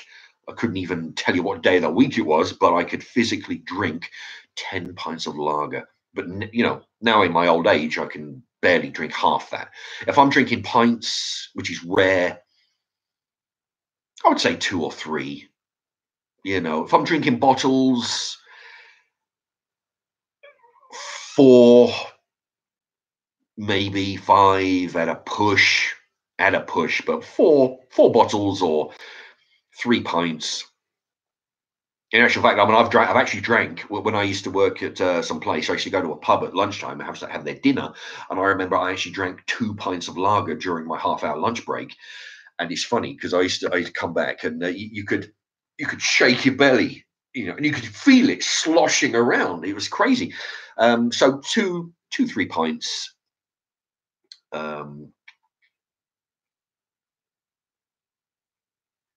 George White, that's fine. We're all here to talk. Yeah, if anybody want, yeah, George White, you're right. You know, you talk amongst yourselves. Although it's handy if you write who you're, you know, at the name of the person you're talking to. It just helps me figure out that you're not talking to me. That's all. But yeah, just everybody, right? You know, talk amongst yourselves. In fact, how long have we been going? Oh, well, that's strange. Oh, oh, there you go. Ah, yeah. I've had to move the. For some reason, it wasn't showing me how long I've been talking for.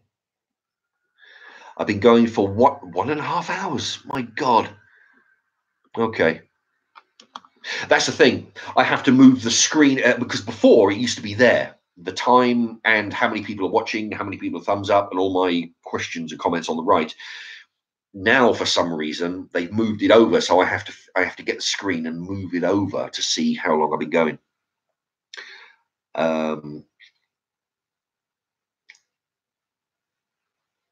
Okay, went to see Metallica. Ah, Daniel Aldred went to see Metallica at Milton Keynes Bowl. Yeah, I tell you what. Yeah, I don't know if they still have concerts there.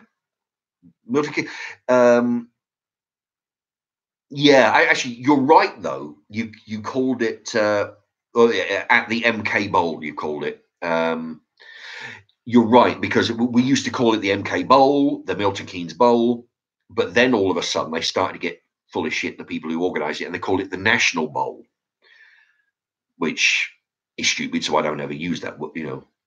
But the Milton Keynes Bowl, yeah, they've ZZ Top have been there, which it's a shame I missed those. All kinds of Eminem's been there. I don't know, Bruce Springsteen. I don't know, but a whole bunch. You know, I've only been there a couple of times because they have a car boot sale in there as well, in that area, and I think it's actually on the pitch. I think, yeah. So you get like 1,000 stalls or 1,000 cars in the actual bowl where they play the football or play the concerts.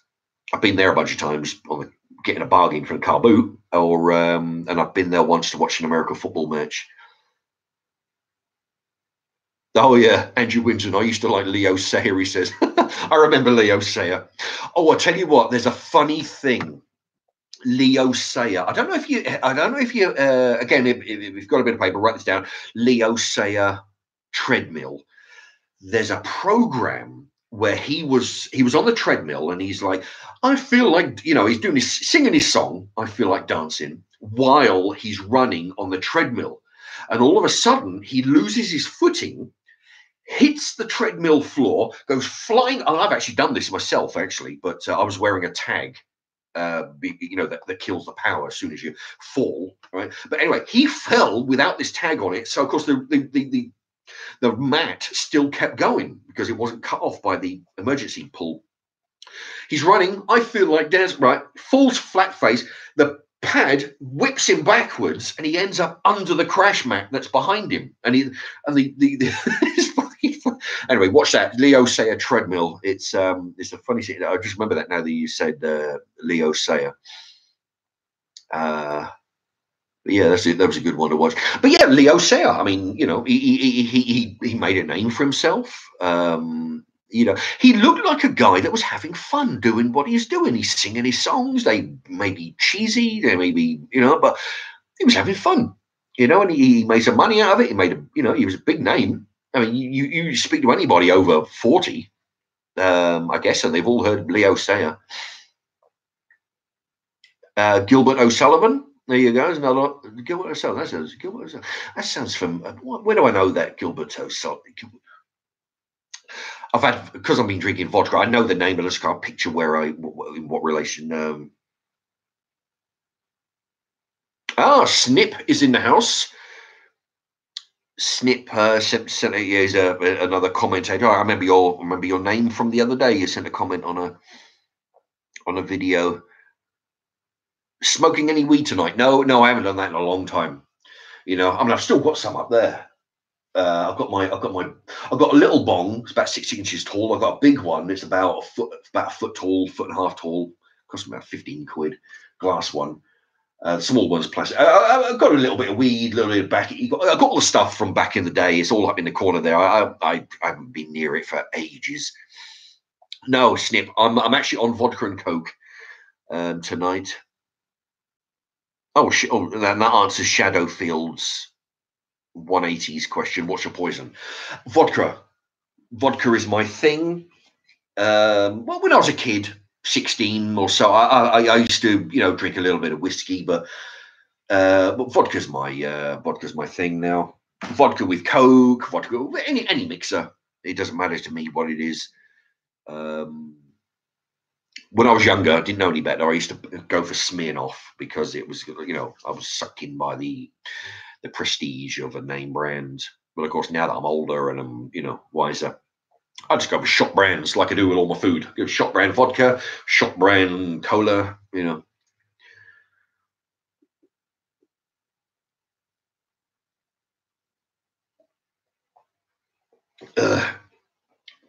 Yeah, it definitely tastes better when it's not flat. When it's flat, it tastes a bit, like when I necked the last lot. It was a bit. Let's Play. Oh, there's a new name. I don't think I've seen that for a while, or even before. Anyway, pint prices are shocking these. I tell you, yeah. Let's Play says pint prices are shocking these days, and you have to excuse me because my eyes are going a bit because I've been drinking a bit and not wearing my glasses. Went to an all-you-can-eat Chinese buffet. Excuse me. And a pint costs £3.30. Yeah. I tell you, soft drinks are not that fucking cheaper either. I like to go to the all-you-can-eat buffets. Man, I really go to town when I go there. And actually, because I mean, about a couple of years ago, I went into a pub. I was in a town where they had several pubs. And I thought, you know what? It's my day off. I'm not working, so I'll go to a pub. And it was about £3 a pint. God almighty. I mean, if they got topless barmaids, yeah, okay, £3 a pint. I'd go in there and, but no, you just go in there and you got your usual crap. You got horseshoes and shit and fucking. The place is full of pissheads because, I mean, I'm there on my day off, but I mean, you go in there 1 o'clock in the afternoon. You've got the bar is lined up with 6 old fellas who do fuck all day except for think, the pub's open. Yeah, let's go for a pint. Yeah, it's midday. Yeah, who cares? You got that crowd, I mean, if they had free pinball, if they had free pool table, if they offered you a sandwich, yeah, £3 a pint. Yeah, you get something to eat. But no, £3 a pint for just sitting there in an old crusty pub. Fucking diabolical. But we have a few all-you-can-eat buffets around here in Milton Keynes, and when I go in, the little trick that I do is I'll go in, and I've gone in. I've dragged out some of my old chicken magazines just to read. You go in, you have some dinner, a nice leisurely dinner because remember it's all you can eat. Nice leisurely dinner. Don't pile up your plate like some of these goofs do. They go up there once and they pile it like a pyramid. I mean, what the fuck are you doing? You can go back 12 times if you want. You go there once, you put some on your plate, just a little bit, you eat that nice and leisurely. Then you spend about 10 minutes reading your magazine. Yeah, whatever you're reading, chicken magazine, your gardening magazine, your woman's own, read that for 10 minutes. Then you leisurely go back, you get a little bit more food, you come back, you slowly eat the food, and then you read your magazine for about 10 minutes. Oh, yeah. Do the crossword or do the Sudoku. It's about 10 minutes. Just let it settle. And you can go back a bunch of times. But if you start cramming it down as fast as you can, pile up your plate, think, oh, Jesus, I've got to eat all that. Then you fill up.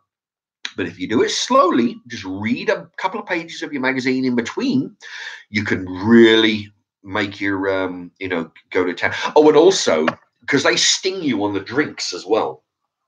Well, here in Milton Keynes, we have a place called the Red Hot Chili Restaurant or Red Hot Chili Carvery or some shit. I don't know. It's over at the Theatre District for anybody who's familiar with Milton Keynes. It's above the TGI Friday. Anyway, you go up there and you can either buy not even a pint. Fuck me, it's like 3/4 of a pint, or you can buy a 2-pint jug. They really sting you. So what I do, I just go for I buy a glass of Coca-Cola, And then what I do in my bag, which I have, stashed to the side of me that nobody's looking, I pull out my own bottle, my own small bottle of shop brand cola, and pour that into the glass while nobody's looking. I screw the cup on, back in the bag. As long as nobody sees you, otherwise they'll kick you out. But just taking your own fizzy drinks, and just fill up your glass as many times as you want. And of course, what they're going to do, they're not going to come up and say, "Hey, wait a minute, what's going on? You're not drinking that, but they're not even bothered. As long as just fill up, just bring in your own.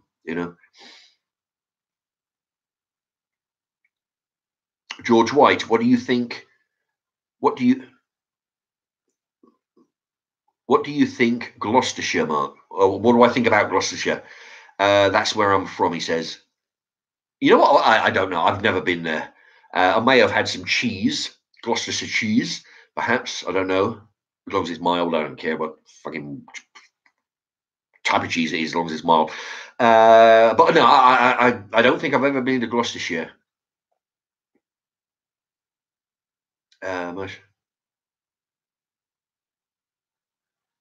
Andrew Winton says his most famous song was "Alone Again," actually, from Gilbert O'Sullivan.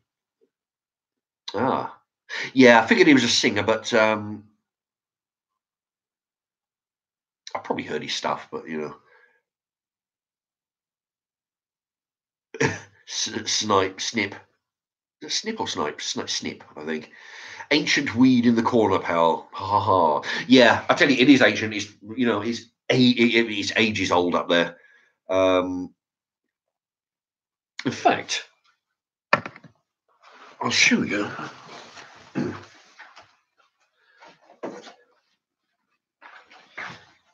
Yeah, what I do, I keep. I haven't used any of this stuff in a long time, But I have it there because I paid for it, and I'm fucked if I'm going to throw it away. I got this. This was back when I was smoking. I got this. It's probably all dried out now. This rolling tobacco. Luckily, it's got the. Actually, I'll open it up. It's got that. It's a bit. Yeah, it's dried out. But it's got that little, that seam that you can seal, like a bit like those freezer bags, Okay, that's the backy. This is something you don't get on regular live streams, on regular YouTube channels, showing you my drug collection. All right, long Rizzler papers. It's pretty much a full pack. Okay, what else have we got in here? Oh, actually, yeah. You know what? This, I think, because I used to have some marijuana plants here. I grew them from seed because from regulars will know that I like growing vegetables and stuff, which is what I used to do before I fucking had to move back in my flat. I bought some seeds off the internet and I grew them, and I've done really well. See, the thing is, when you buy weed off a dealer, you buy leaves pretty much because they keep all the good shit for themselves, right? You buy the leaves. But what I did, because I had the plant, I grew all the buds. There you go. I'll try and tilt my hand so it doesn't spill there. There you go. I managed to acquire loads of buds off the plants that I grew, and there you go. There's a whole bunch. There's a whole bunch more. I don't know if you can see that. Let me turn that around. Yeah, these are. I grew these here in my place, and I just grew them, chopped them off, dried them out. Yeah, smoked a little bit of it, But the thing is, I grew it just to see if I could, And I was very proud of it. The plants grew. The plant, I don't know if you see that, about 1.5 feet, 2 feet tall. The ones I grew 20 years ago, I grew them here. Oh Jesus. I grew them from seed, but of course, then I had no idea what I was doing. That we didn't have the internet then, so I was kind of making out as I going along. I had 6 of them all lined up on the floor here, lined up, and they grew to about 5 feet tall. Because what they would do, I would leave them to grow up, but I would try and trim them wide ways so they wouldn't, but what I did, they must have been male plants. You've got male and female. They would have been male, which I had no idea at the time. Because the thing is, you had must have had 100 leaves on each plant, but they were small. I went round a mate's house. He had a plant. He had fucking 6 leaves on his plant, but they're as big as your hand. That's the difference. See, I didn't know. Of course, I didn't know what I was doing because you've got to trim it to try and because the plant's only got a certain amount of resources. So if it's going into 100 leaves like mine, they're all going to be small. Because he trimmed his down to 6 leaves, all the resources went and made some big leaves. But no, I researched it a bit and I grew these. There you go. Yeah, and I grew them seed, harvested the buds, and yeah, I just have them here. Hello, got some money in here. Got a bag of money. What's this? That's an empty bag. That's a little bit of scraps there from some bag of weed I bought. A little bit of scraps. What's this? Oh, another bud. I didn't grow. I don't think I grew this. I must have bought that. That was okay. So famous. War ready. How old are them buds? Oh Jesus! Well, the ones I grew, they've got to be a good 2 years, maybe. Yeah, approximately 2 years. There's some more buds. There you go. The thing is, because what I used to do, some of these are actually older than that because the ones I grew were at least 2 years. Um, I've bought when you buy some dope weed, you buy it in a little bag like this, and what you do, what I do, 'cause back in when I was young, I used to smoke the whole fucking lot, right? But now, because it's even now, it's almost never. I mean, I haven't done it in a couple of years. But you buy a bag of dope, then I would smoke a little bit and then put it back up there. And then go buy another bag of dope somewhere. So this is why I've got little bits in a lot of bags. What's that? That's another empty bag. That's an empty bag. Oh, what's that? These are the little wire meshes. There you go. I'll try and put that there. I'll try and hold it there. These are little wire meshes you put. You know where, if for those who know about the bongs, you put the wire mesh on the little tube, then you put your weed on the mesh, then you burn it and you suck it through, goes through the water and up the pipe into your lungs. That's all that is. That's when I bought the seeds, I've got a bunch of seeds up there, which eventually I want to get to grow again, just for horticultural purposes. I mean, I don't, it's I realise that it's not strictly having seeds is fine, but it's germinating them. That's the issue that we have in this country. It's fucking politicians. But for me, I just like it as a hobby. I like, which is what I used to do in the old place. I like growing plants and vegetables, and it doesn't matter what plant it is. I like growing things, and if I grow it from a plant, from a seed, and that's what the seeds come in. If you buy seeds off the internet, then that may be what they come in. A little thing. Okay, and those little mesh filters, you can buy them in. Anyway. So yeah. For those who are interested, that's my my dope collection, which I don't really do anymore. It's just there because I don't want to throw it away because I paid for it, and some of it I grew, so I don't want to sort of But anyway, that's my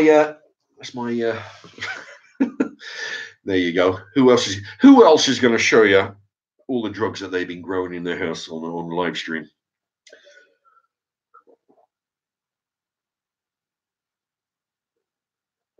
Oh boy. Okay. Actually, I probably want to.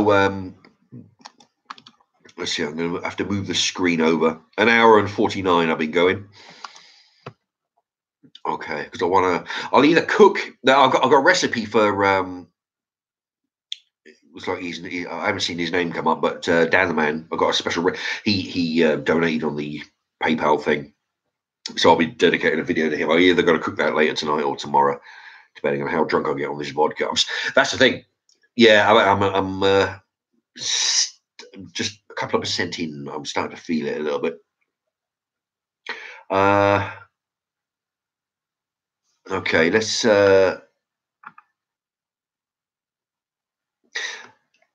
Snip, you ever been to Cheshire? No, I don't think.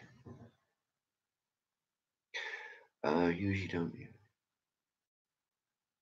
Snip says people usually don't even eat what they paid for, the food and all you can eat buffets. Yeah, I mean I've seen that. See, the thing is that there's a quote that I saw in a film.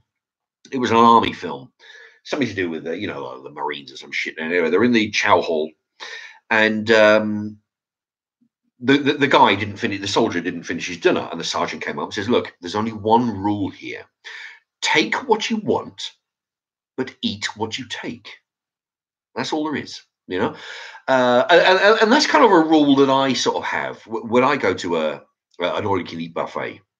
Don't fill your plate and leave some of it. These people are trying to make a profit. To keep the business open. Other people could have had that food. If you take it, eat it. As simple as that.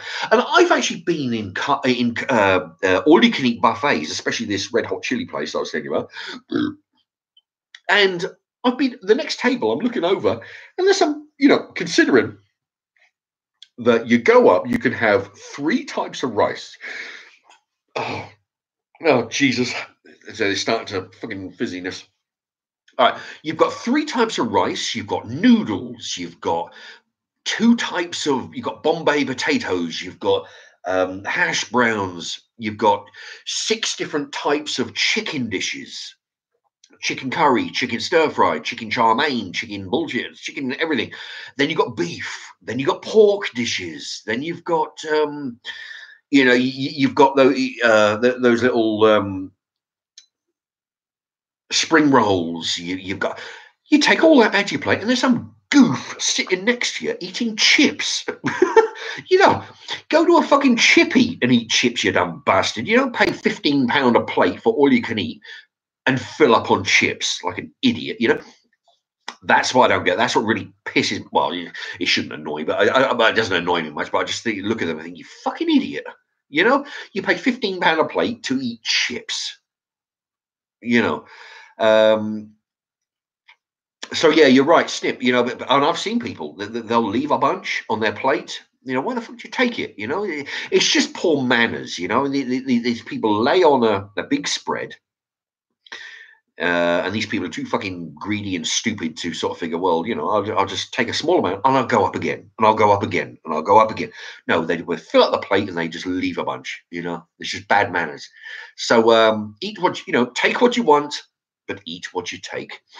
That's all right. Let's play. Haha, Snipchat, Cheshire, wanna go around Cheshire in my run. I'm not missing it. Oh, no, he's talking to me, somebody else.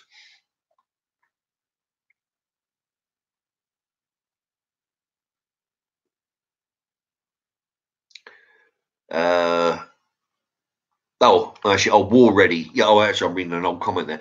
War Ready. How old are them buds? Yeah, them buds have got to be at least 2 years old and more. I haven't smoked weed in a long time. In fact, the last what I did when I bought that bong, so on a whim, I bought that bong. I've got a glass bong in the kitchen there. I bought it and I thought, and I'll give it a go, get some of my old weed out and smoking it. And I tell you what, for those who know the movie, the Cheech and Chong movie, where Chong is in his house and he's got a motorbike in his front room and the pipe is going through the kitchen, through the window, out onto the roses, and he's revving the engine, and all that lot. What he does, and then to the song Hell on Wheels, which is a really good song. Oh, it's a really funny scene where he smashes that roach. There's a bug, roach. He smashes that, putting it in the bong, puts a little bit, he's got some scraps of weed, puts it in there, lights it, smokes it, and he's hocking, and he's going to cough himself to death, and he's going to bring up a lung, and he's really selling the choking. He's like, oh, you know, he's like, oh God. And then, whew, and he's having a breather, and then he goes right back to it, right? And he said, I did exactly that the last time I smoked. I was choking myself to death right here on this couch. And it was like foaming at the mouth. And, oh, God, oh, boy. 20 seconds later, I sparked it up again like a dummy. You know? And so after that, I figured, right, well, my drug-taking days are sort of like, you know, very few and far between. It's not like when I was younger and I could smoke it, you know, all the time. And although, you know, I smoked it with tobacco in a cigarette, you know, not in a bong. But yeah, oh, it's crazy. It's crazy things, you know, stupid shit fucking people do.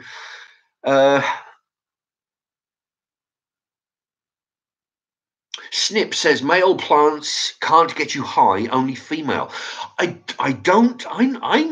not certain. I mean, maybe you know more, but I was thinking the way I thought was the male plants produce leaves, and but the female, the male plants produce the seeds, but the female produces the buds. Now the buds, apparently, you know, from what I understand, the buds are really high concentrate. They're really the good shit. That's what, you know, you pay extra for those. But when they chop up all the leaves, they'll still get. If I understand it, they'll all get you high because I mean I used to smoke the leaves. But they're not as high a concentrate. It's the buds where all the goodness is in. So you may be right. The male plants can't get you high. I don't know, but I know the leaves are good, but not as good as the buds. But like I say, you know, I mean, I'm going on information that I used to sort of read about 20 odd years ago when I was young. Already they must be super dry. Yeah, well, if you're talking about the buds, yeah, you've got to dry them out because they're pretty sticky. I tell you, when the buds are on the plant, it's because I tell you, if you because the buds, the plant's got like dozens of buds on it. If you touch the buds, it's all sticky. And you can smell it on your fingers. It smells good. You know, it smells like marijuana. It smells really. But yeah, you snip them off and you dry them out, and that's good. No, it's a good little hobby for me. You know, I liked it. You know. Tried Staffordshire. Oh shit! Look, Darren Aldred. Have you ever tried Staffordshire oatcakes? I'm from Stoke-on-Trent. I've been to Stoke-on-Trent. I went there once. I was doing a job. I went there. It was to strip out this barn to turn it in. It was like a big barn garage kind of shit. We had to lay a concrete floor. That was back when I was about 16 or so. Yeah, we had to lay a concrete floor, and because they wanted to turn it into from a big barn kind of thing into a living quarters. Anyway, Stoke-on-Trent. But no, I don't think I don't know, Staffordshire oatcakes. I don't know. I don't think I have. I don't remember. Oh, okay. War ready. Do them buds smell like weed, or have they lost their smell? And don't you smoke weed anymore? No. I mean, I haven't done it in a long time. I mean, the thing is, when I was younger, I did, but I was just smoking a lot, you know. But now I'm 48 years old. I'll smoke because the thing is, I don't give a shit about what the fucking government or the police say. They say you can't do it. Fuck them. I'm 48 years old. I'll do what I like. You know, what am I going to do if the police bang on the door? Oh, I'm sorry. No, fuck them. You know, I'll do what I like. I'm a taxpayer. I'm old enough to, you know, make an informed decision of what I'm doing. I'll do it if and when I feel like it. I haven't done it in a long time, purely because, you know, I prefer vodka now. Actually, no, and no. If I didn't know, if I was blindfolded, had a smell of this, I wouldn't be able to tell you it was marijuana. It doesn't smell of anything. Well, it smells of dry plants, but I mean, it doesn't smell. If you smell the air, the air in the room, and then smell the bag, it smells slightly different. But I definitely couldn't tell you. I said some big buds as well. Look at that. I mean, shit. There's, in fact, I'll pull see if I can find a couple of big ones. Yeah, it doesn't. Oh, shit. It doesn't smell of anything really, you know. But perhaps one day, perhaps in my just just to push the envelope a bit to try and drum up some subs. I could actually smoke some, you know, on the live stream, maybe. I don't know. Let me know if you think that's a good idea. But yeah, I mean, well, the thing is, like I say, it's something I would be prepared to do for your entertainment. Smoke drugs on live stream. As for the law aspects, I don't care. As for the government making a rule, I don't care. I figure if the police show up, what are they going to do to me? You know, don't do this again, Mark. You're a bad lad. You fuck 'em. You know, I don't care. So if you know, yeah. Let me know in the either. I mean, maybe on the maybe on the comments here. Go onto my cookery videos. Write down. You know, yeah, we would like you to. You know, if you want to see it. If enough people do, I'll give it a go. If not, then if nobody's interested, then you know, it doesn't matter too much. War Ready, don't you smoke anymore? No, not in a long time. War Ready, I bet they still get you high. They probably will get you high, I would imagine. I would imagine. I don't know. That's the thing. If for those smokers out there, I used to smoke a lot of years ago, and it's like, you know, if you go like if you're a regular smoker like I used to be, if you go like 12 hours without a cigarette and then have a cigarette, you can, or even have you ever smoked a stale cigarette? The you know, it'll get you. I mean, you go 12 hours without a cigarette, it'll get you high for a few minutes. So maybe this stuff will, you know, maybe. But you know, if you want to see me get high, then you know, let me know. I bet they still get you high. All right, Snip, AUP back now. I don't know what. Maybe he's talking to somebody. War Ready, weed is not a big issue with the law. I would imagine not. Yeah, I mean, given all the other problems they got, you know, with foreign Johnnies bringing their criminal activity over and higher drugs, heroin, crack, fuck knows what else. I would imagine weed would be a minor issue, you know. But yeah, I mean, you know, strictly speaking, it's not lawful. But like I say, I'm 48 years old. I don't care. Um, Snip smokes legal CBD weed for anxiety. That's interesting. Yeah, because I mean, apparently you can, you know, I mean, I know the Americans, they sell that. I've seen them on the videos. They sell them by the tub. You know, they get one of those big jumbo tubs of coffee. You get like 400 cigarettes or something, 200 cigarettes in a tin. Uh, CBD. I'm not sure what CBD is, but yeah, but it's interesting actually getting weed. How would you do that? What would you do? Do you go to your local GP, tell him you got anxiety or something, and how does that?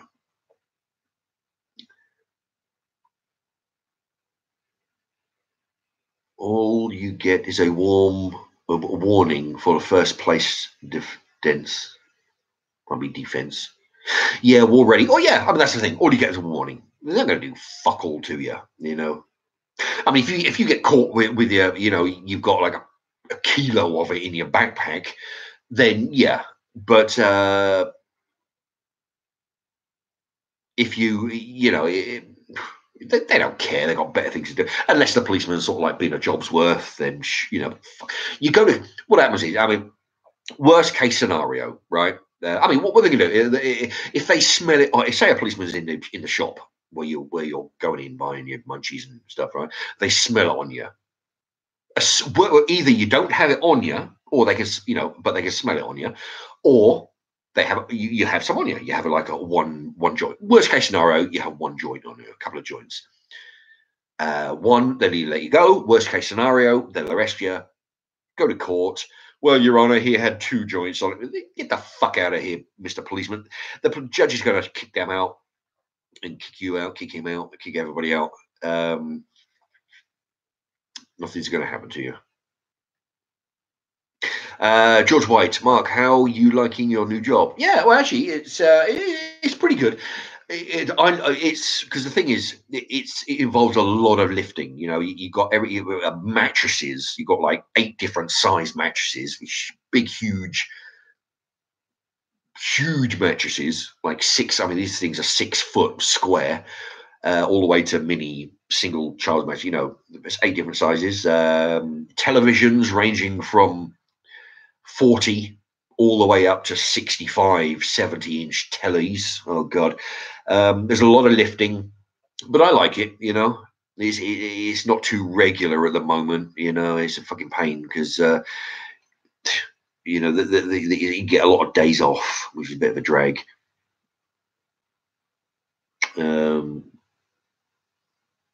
Offense. I'm not sure. Already says offense. Yeah, I mean, I don't know if he's talking about the drugs. Yeah, I mean, they don't care, you know. Snip. CBD weed doesn't get you high, just relaxes me, takes the edge off things. Ah, interesting. Okay, bit like vodka. Yeah, that's interesting. Yeah, because I tell you, because when I because I know from recent research when I bought the seeds, I researched. There's hundreds of varieties of weed. Some of them will get you high out of your fucking mind. Some of them will just take the edge off. Some of them will just relax you. There's so many varieties. I mean, there's stuff I had because I was telling in previous videos. You basically get what you're given when you go to a dealer. If you're right, you've got a bag of weed, yeah, great. You know, you don't know what the fuck's in there. You know, it could be strong, could be medium, could be low, could be a mix of 6 different. You don't know what's going on. But yeah, there are hundreds of different varieties. And but yeah, when I was smoking it in my youth, I used to be a zombie. I couldn't do anything. I couldn't function. I couldn't go out. Shit. Couldn't go out to the shop and buy anything, you know. No, or walk down the street. I would have to lay, you know, I'd be comatose. But I've had other stuff which is noticeable. When I bought when I smoked some of the stuff I grew, it was noticeably weaker. You know, it let you function. It let you do stuff, which is a really good benefit if you, not if you need to go to work. I mean, I've gone to work stoned back 25 years ago when I was at Tesco. And I, you know, I couldn't do anything all night, you know. But no, it's interesting. That what's that CBD?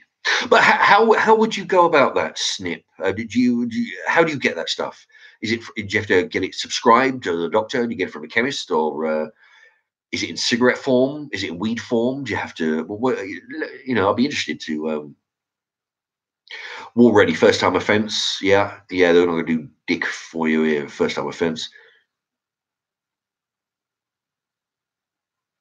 Darren Aldred, I wouldn't have a smoke. What would your bosses think if they saw you? Well, the thing is, yeah, I mean, I've only ever gone to work once, and that was 25 years ago, stoned. That was when I was like, well, I was 25, I was 20 years old, you know, 25 years old. It was only once, and never again. You know, it was just because I was zombified. I couldn't do it. But you know, now, I mean, if I was to do it now, which I haven't done in years, if I was, it wouldn't be on a work day. It wouldn't be on a day that I go to work the next day.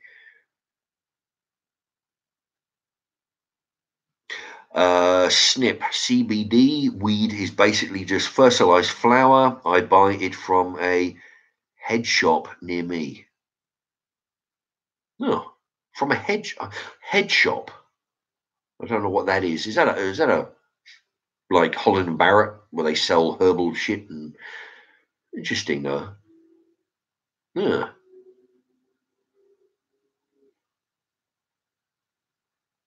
White Van Man 999. Hello to you. Haven't heard from you in a while. I don't think. Which mattresses are they? I deliver Emma and Simba. I recognise the name Simba. We have those mattresses, and yes, they are bloody heavy. Yeah, I tell you, some of them. You know, the thing is, what I've noticed is since I've been working there for about 3 months, yeah, I'm getting a bit of a belly, you know, because I sort of eat plenty, you know. Which I used to, when I was training, I used to do a lot of sit-ups to fix that, but you know, but not anymore. But now I've noticed over the last few months, my biceps and arms and shoulders and back and a little bit of chest. Basically what I'm saying is the upper body. The upper body is really, you know, I mean, I've got some, you know, some solid biceps, but I mean, not as big and defined, of course, when I was training, of course, because that was a different sort of training. But I've noticed, yeah, the actual, you know, the hardness of the arms. But biceps, you don't know, is that muscle. Bicep, and the back is the tricep. Tricep because there's 3 muscles. Bicep, 2. Bicycle, 2 muscles. Yeah, I mean, I'm really, you know, it's really getting solid there. You know, the upper body, but because you're lifting heavy mattresses. I mean, not just double mattresses. I mean, these are mattresses that are 6 foot square. Some of them. I mean, they're fucking huge. You got 4 people in there. You know.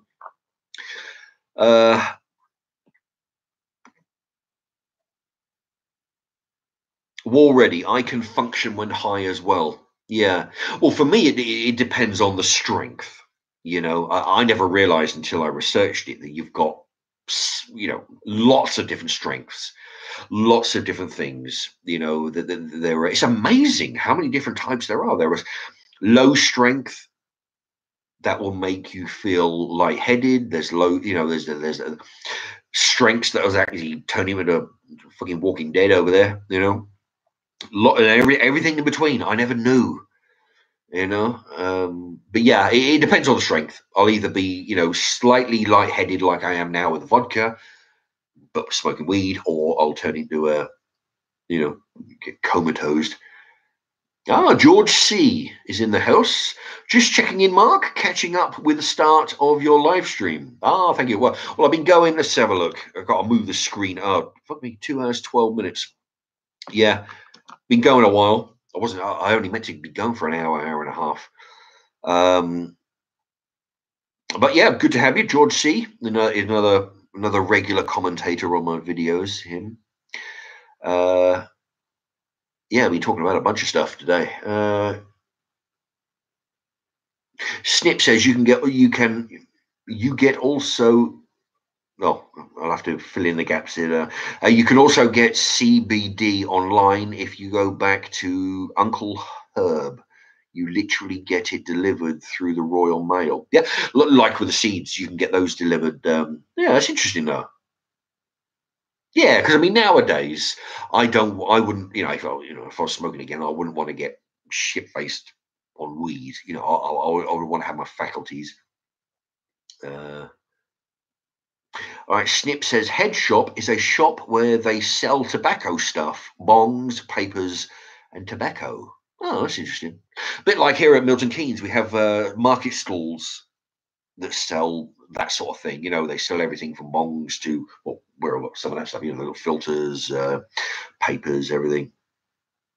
White Van Man 999. I had to deliver a mattress the other day. It was 215 centimeters by 215 centimeters. It was huge. Yeah. 215, that's 2 meters and 6 inches, 5 inch, 2 meters. What was fuck me? What's that? 2 meters. That's 6 feet. So yeah, round about the 6 feet by 6. Yeah. Well, that's true. Yeah, because I mean that's one of the bigger ones that we have because in the factory. Because when you pull it off the racking and you stand it up, because you're on a picking truck with a big cage on the back, and you try to hump it in the back of the thing. When you stand it up, some of them are taller than I'm 5'10", and some of them are taller than me. You know, oh, it's hell sometimes. But yeah, you try and do that every, because we have a picking thing. You got to get in an 8-hour shift. So you've got 8 hours minus half hour for dinner. So in 7.5 hours, you've got to pick 100. Well, it depends on the manager. 150 units or 165 units, depending on who's in charge. But 150 units over the shift equals 20 an hour, which is one every 3 minutes. Which is doable, but I mean you can't be standing around. If you want to go to the bathroom, you got to make sure you fucking go before the shift because you don't have a lot of time to spare. You can stop for a drink of water, stop for a quick chat, hang about, but you can't be doing that for long periods of time because it's one every 3 minutes. It's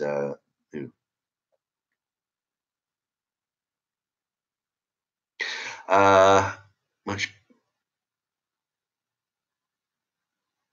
Let's see. Snip says, I love weed so much better than taking some man-made shite chemicals for my anxiety. Yeah, I know. There's a lot of, you go to the doctors and they do try and palm off the pills on you. Whatever. I'm feeling the effect of the vodka now. White Van Man 999, bigger than a Super King, 215 centimeter, and feet. That's about 7 feet. He says, yeah. I've had some way taller than me. War Ready, do you have a cafeteria or do you I guess bring food from home? No, we do have a cafeteria. It's actually quite good. They have they have a selection of 2 or 3 different dinners. Because I'm on the 2 to 10, I don't have the breakfast dinner, breakfast thing that they do, but I have the meal.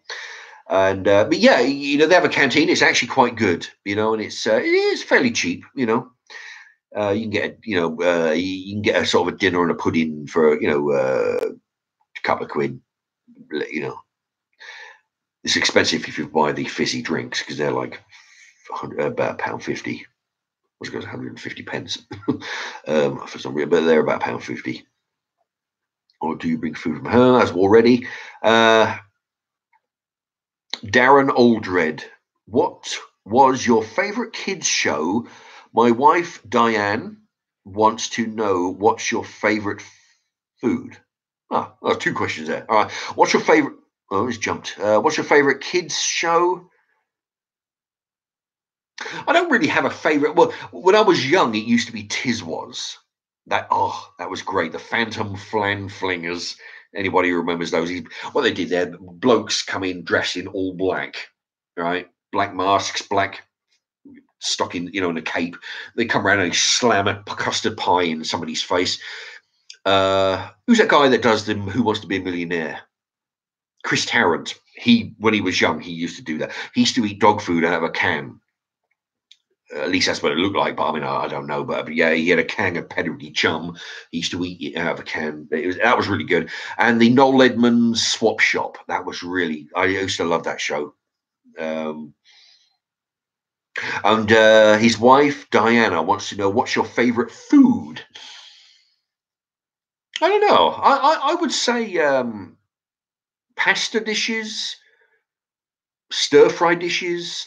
The dishes that I make that I really like are the ones that I improvise, but partly because it keeps my brain working and partly taste-wise. But I'll go with I'll have a meat. Okay, I'll have a meat. I'll have a pork chop and I'll have 2 slices of bacon left over from some sandwiches that I made. Right, I think, right, what am I going to do with this? Go in the freezer, or I'll go in the thing, pull out some potatoes. Okay, I'll make something with these 2 meats, roast potatoes. I'll pull out some sweet corn, some peas, some carrots, some broccoli, some cauliflower. I think, right, okay, I've got 6 different vegetables, got some potatoes, I've got 2 different meats. then throw it in and have a big stir fry, a big mush of it. Throw in some Uncle Ben's stir fry sauce.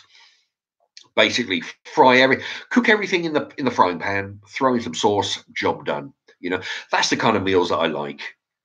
Something that you could just improvise with whatever you got. You know, don't think what I do. I don't like to go think right. Okay, I need to go to the shop and buy some sweet corn.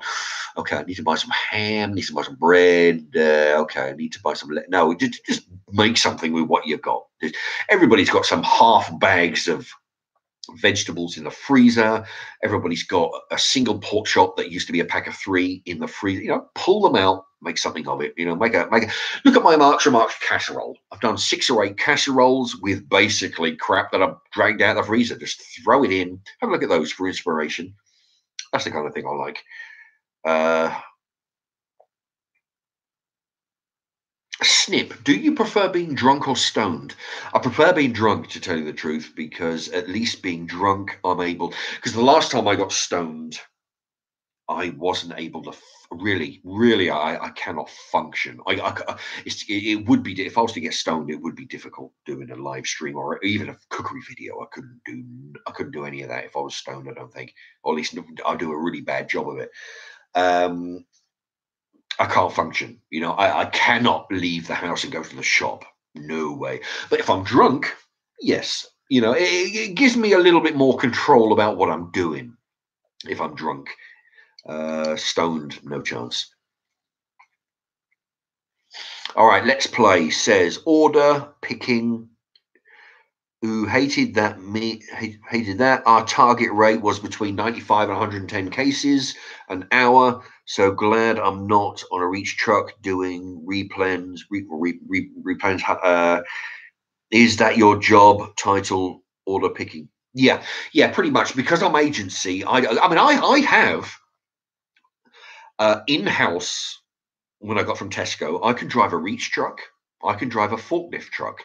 I could drive a cherry picking truck. I can drive a lollop truck. There's 2 trucks that we use. We use a picking truck and we use another truck which they use, which is basically, if you imagine a reach truck, but a smaller version that doesn't have the controls. It's basically a picking truck. It's designed similar to a forklift, a reach truck where you sit sideways. You have your forks sticking out and you steer and forks up and down. It's basically a picking truck. I can drive those. So what's that? That's a reach truck. I could drive a forklift gas truck, a forklift electric truck, a cherry picker truck, which takes you all the way up to the ceiling. I could drive one of the 2 trucks that we have at work, and then I could drive the other picking trucks. So I've got 6 different trucks that I can drive. But at work, they won't let me drive one of the trucks, even though when I was working at Blakelands, when I was working at John Lewis Blakelands, I was driving it for a year and a half. But because it's a different depot, I can't drive it at this new place. Actually, what was it? So yeah, to answer that, my job title is picking, although I can only drive one of the 2 picking trucks, even though I've got a year and a half experience on the other type of truck. They won't train me because I've apparently got nobody to train me. But yeah, I mean, that's the thing. You know, you got a year and a half. I tell them, look, I worked at John Lewis at a different branch. I did it for a year and a half, drove these trucks every single day. And they're like, oh, yeah, well, the thing is, you know. Snip says he likes doing stuff stoned, going out, listening to music, eating, watching TV. Yeah, well, the thing, you see, that's the thing. Different drugs, different, you know. The thing is, by the sounds of it, you're on a lower dosage of strength on the weed that you're using. When I used to get stoned, I used to like listening to music. And it's funny because you actually understand the songs when you're stoned. When normally you listen to the music, you listen to the beat, listen to the rhythm. Yeah, it's all good. And it's all great. Yeah, I like that, you know. But when you're stoned, you actually listen to the words. You think, fuck me, I never knew that. And when you're watching movies, oh my God, I learned the lesson the hard way. I got stoned out of my mind one day, and I'm watching the movie Train Spotting back from a long time ago, 20 years ago. And if for anybody who's seen it, you'll remember the guy, he's whacked out on coke.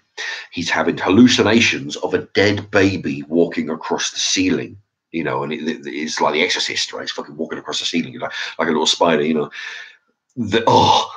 I had nightmares for 3 days after that, because it really affected me because I'm stoned out of a tree. I'm watching a dead baby walking across the ceiling in this movie. So after that, right, fuck it, comedies, only comedies. And that was it. It was like, Weekend at Bernie's.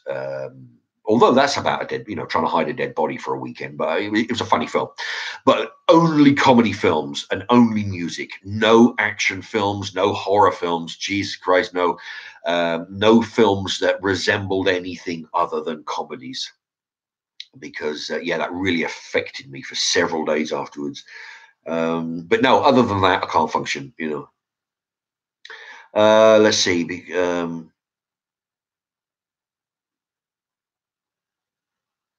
Zero cool in the house because if I break the truck, I have to pay for it. I don't know, but the thing is, they don't like that. They have to know that you're capable, and even though you've got experience at another depot of the same company, it's really weird the way it works, But it's for their peace of mind. Think, well, if I was to run somebody over or damage something, well, at least we trained him. So it's Mark's fault, so they can blame the driver then because we trained him, it's not our fault, like this.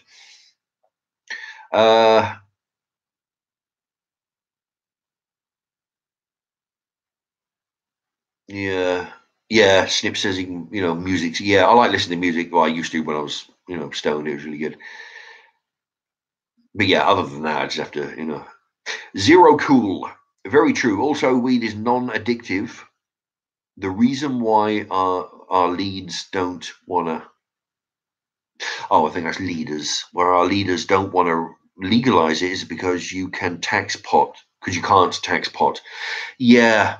Although the Americans, they seem to, they've got a different route where they legalize it, they tax it. They have, you can buy it, you can buy it in weed or edibles, as they call them, put them in chocolate bars and cookies and stuff. And the thing is, because they've legalized it, and you can buy it from, legal form, legal places, which is good for the consumer because you know what you're getting. You go to a drug dealer here, you don't know what you're getting. Fucking all kinds of shit. But but because they've legalized it, surely that means that you can grow it. It's a weed that you can grow in your own garden, and aside from getting you high, that's just a side benefit by the research that people have been doing. It has medical benefits too, like Snip over there says, and people with dementia and people with some cancers, it can relieve the pain, all kinds of stuff. It's only because of fucking old fuckers we have running in government now. They think, no. Drugs, weed, cocaine, oh, they're the same thing. Drugs is drugs, Oh, yeah, they'll tax your booze, they'll tax your cigarettes. They don't mind those drugs.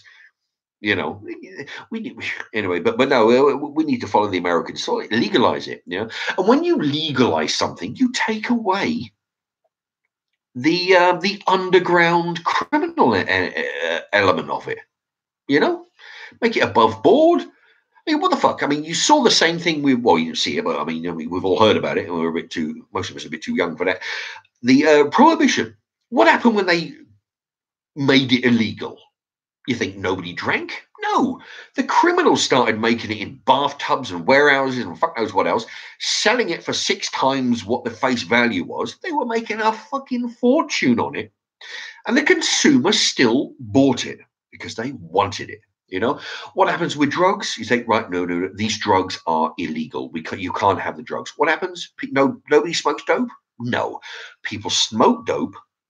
They grow it. People are getting murdered left and right because there's a criminal activity and because there's big money to be made. And who makes the money? Fucking underground criminals, right? The consumer still wants it. There's still a market, which is why the criminals are making it rich. So legalize it. Have pharmacies being able to buy it over the counter at the chemist. Maybe have cafeterias like in Amsterdam. Maybe have it in edibles where you can buy from legitimate sources over the internet. Maybe have it in hash browns. Maybe whatever the choice is, take it out of the fucking hands of the criminals. Have it all legitimized. Have the companies who make them pay taxes, and there's no more room for the criminals. Nobody's getting fucking murdered over a bag of weed anymore. Uh,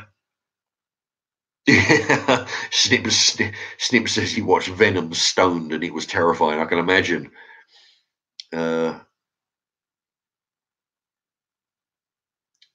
Let's play. Warehouses for you was like that with me when I worked at Lidl. Even though they can do refreshers, etc., I'm on agency as well, but getting taken on in 2 weeks. Touch wood. Ah, that's good news.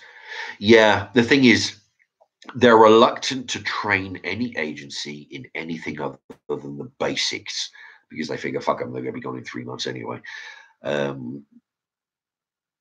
You need to be full timers. And if you get on full timers, you need to be a foreigner. Anyway, but that's the way, Zoo Cool.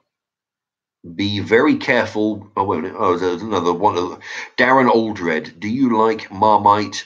That is classed as a drug. Love it or hate it? No, I've never liked Marmite. Never, ever. Never liked the smell of it. But as far as I understand, it's the same. It's the equivalent of the Australians' Vegemite. But no, I've never even liked the smell of it forever. Zero Cool. Be very careful with the human centipede movies, Mark. Yeah, it was something connected with the dark web, like Daisy Daisy Destructions. Yeah, that's definitely a film I wouldn't want to see stoned.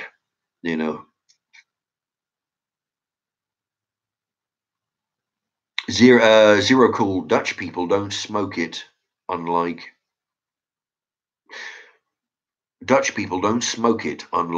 unlike us British people. Yeah, I think what you're saying there is that but because it's openly available there, you just walk into a calf.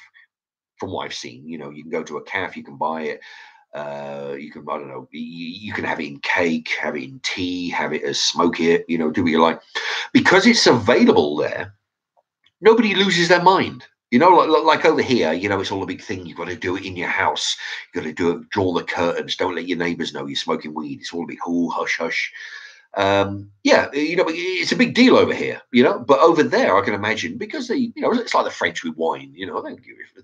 It's like English people drink because, there was a comedian once, I can't think of his name. He was an American or Canadian. He said on the TV show, what is it with you English people? You drink like they're going to take it away from you. What the fuck? I've seen it. I've been in pubs where, ding, ding, right, 10 minutes before, right, click it, right, everybody's up there buying 2 pints of lager because they got to neck them down before closing time. If you make it a big deal, it becomes a big deal. Everybody's trying to neck down, like here we have in England, we have 11 o'clock closing. 1:45, everybody's buying 2 pints. It's because they're going to take it away. Come 11 o'clock, right? That's it, right? Hand you your drinks. If you had longer drinking times, people think, what's the hell? I'll just drink casually because, I've got an extra 2 hours of drinking time. If it's weed, if it's available there, the mystique goes, the criminal naughtiness goes. You just go in there, you have your marijuana tea, and then go about your day. If it's it's like I agree that in with the Dutch people, I would imagine it would be a different thing for them because it's no big deal. Yeah, we just go out, we can buy it. Yeah, if you don't, well, who cares? War ready. Do you get takeout food? Well, no, not so often. It's too expensive, and I prefer to make my own if I make a video of it. Zero Cool. You can melt hash in olive oil and make a weed edible. It hits you like an hour. I think it is Delta. 1 THC high. Interesting. Mixing it with olive oil. Yeah, I've never had an edible, but yeah, I can imagine it would hit you, because it's got to go through your stomach and your metabolism.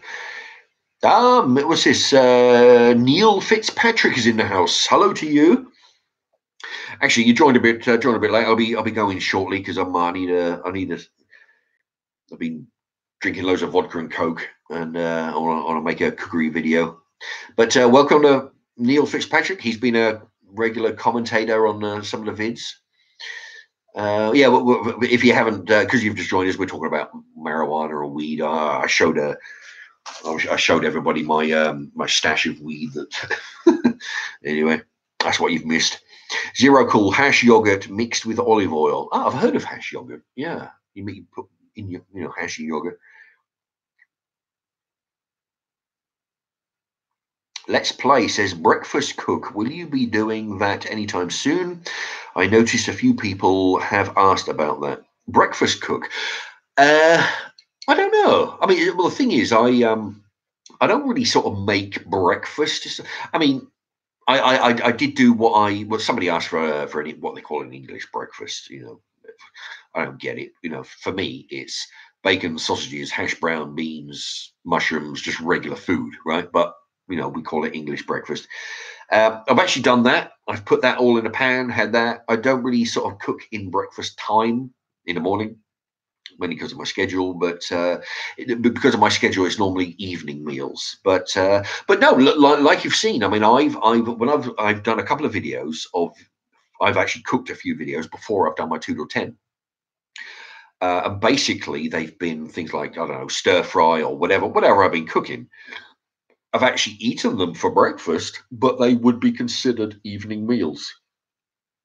Stuff that I'd eat in the evening time. For me, it doesn't matter. I'll eat a beef casserole at 7 o'clock in the morning. I don't care. I'll have egg on toast at 11 at night. It doesn't matter. It doesn't matter to me. A meal is a meal.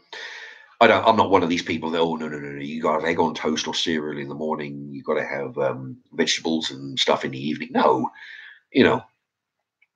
whatever you make, you can have it at any time of the day. But breakfast, yeah, I mean, I'll cook it in the morning, but it'll probably be something that might be considered an evening meal. Pie and chips. Yeah, I'll eat pie and chips at 6 in the morning. It doesn't matter. No, Jesus. Daryl Aldred says, my wife says you look like Danny Dyer. I saw him. Yeah, you know what? What do you think of fake celeb? What do you think of fake celebs? Well, I don't know about. Well, I know there's a lot of celebs out there who don't deserve celebrity status. They just happen to be married to we had a big thing about the footballers' wives. You got that? Who's that? Who's that? They got the one that used to look like Shrek. That made a big thing of him. He had a wife, Colleen, who made some perfume. I can't think it. They said he looked like Shrek. You got because you took famous ones. You got David Beckham, then you got another one below him. Anyway, I can't remember. But what the fuck? So yeah.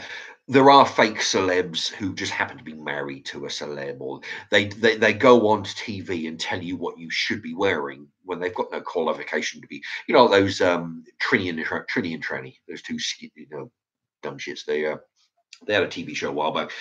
They got no qualifications in fashion, but they're on the telly telling you what is fashionable, what is not. No, you just fuck them. They got no business being on the telly. They're fake celebs. My wife says I look like Danny Dyer. You know what? I was at work the other day watching the telly while I'm waiting on the microwave, and I saw Danny Dyer on the telly. He had a beard, a bit of a beard going on, a bit like what I've got here. He was doing a thing where he's dressing up like a Victorian guy, back in the 1700s, Sir Francis Drake kind of outfits he was wearing. I don't know what the fuck he was playing at, but yeah, he had a beard like that. But no, nobody's ever told me I look like Danny Dyer. Although I know what you mean because of the beard, because he had a beard thing going on. People tell me I look like the guy from The Office. You know what? It's because this vodka, I can't think straight. Ricky Gervais. There you go. People say I look like him. Um, I don't know. I don't see it. But Mickey Rooney. Rooney. Yeah, Mickey Rooney. Not the actor Ricky Rooney. Let's Play says Rooney. Rooney. Yeah. Whatever the guy Rooney's name is. Yeah, something Rooney. That's the one I was thinking of. His girlfriend, purely on the back of Rooney's celebrity as a footballer, she decided to churn out some perfume or some clothing stuff. You know, she's just trying to, right. She's jumping on the bandwagon of somebody else's success. What was his first name? Rooney. Yeah, because you've got Mickey Rooney, the actor. You've got George Clooney, the actor. But Rooney, the football player, I don't know. What's his name? Anyway, if somebody knows, and you just put a gram of hash in a big spoon, and then you put a baby spoon of olive oil. You cook, and then you cook it. Ah, that's interesting. I suppose then you put it in the yogurt.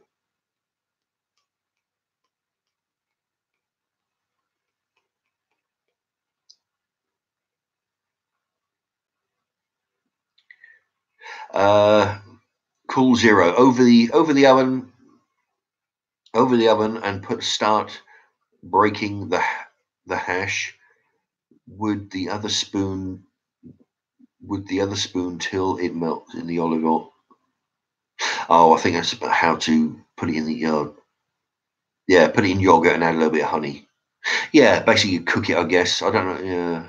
Yeah, I've not tried that, but maybe. Zero cool. Mark, what do you think of Macaulay Culkin now? Yeah, Andrew Aldridge says Ricky Gervais. That was the name I was thinking of. Macaulay Culkin. Yeah, I don't know. I mean, he was funny when he was in the. His brother is a bit of a, is a young actor as well. He's been in a few films. I can't think of his name, but something McCulkin. Yeah, I liked him in the Home Alone movies. As he's got older, he's had a few issues with drugs and whatever else. Yeah. I mean, I don't see him that often on the TV and stuff, but I've seen him on a few interviews.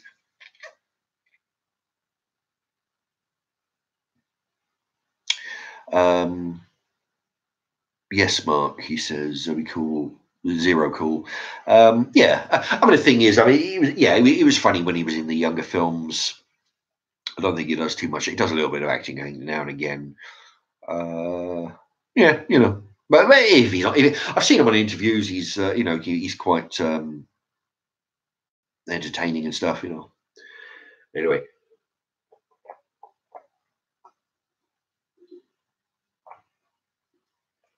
right, that's that.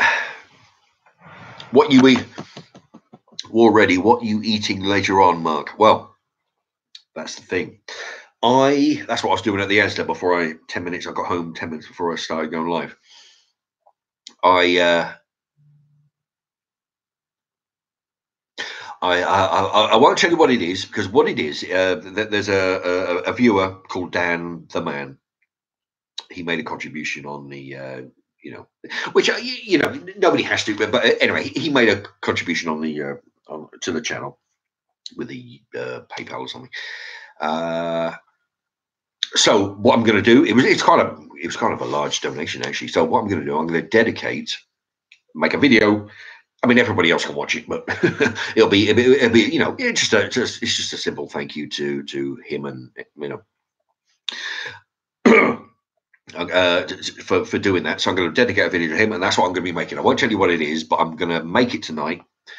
I'll film it tonight because I'm starving. And what time is it? I might load it tonight, or I might save it till the morning to load. I'll put it on the timer. You can do it. If you ever see videos get flagged up at 4 a.m, it's because it's on a timer. Wayne Rooney, that's the one. Thank you. Let's Play. Wayne Rooney's the name. Yeah. Wayne Rooney, his name.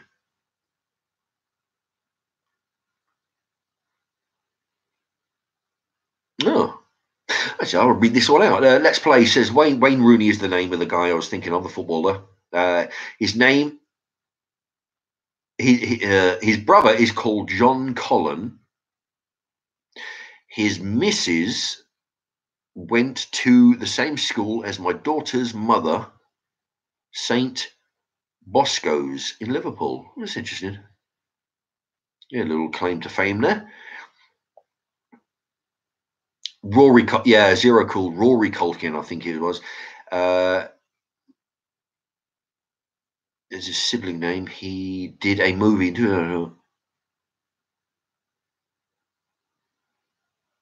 Ah, that's right. Yeah, Zero Cool. Rory Culkin is Macaulay Culkin's brother. He did a film in 2002 called Signs with Mel Gibson. You're right. But that wasn't the one I was thinking. The other one I was thinking was this guy, Rory Culkin, was in a movie, and I can't remember what it was called, but it had this chubby bloke from the Nickelodeon channel.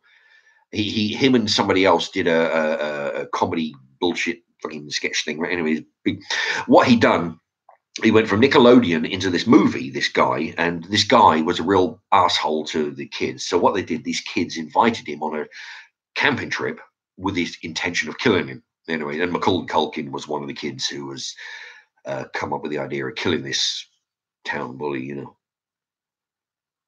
it was actually quite good, but of course, what happened was I think they started to back out, because like everything, you got six people trying to keep a secret.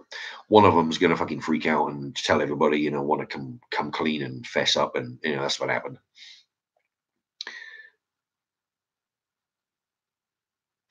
Zero Cool. Also, did you see the new Darren Brown show, Sacrifice? No, but I've heard it because I was watching Joe Rogan. I watched the Joe Rogan show now and again, and or podcast, and he was on it. Darren Brown or Duran Brown. He actually admitted because he was on a documentary. I didn't realize he actually admitted to he's actually gay.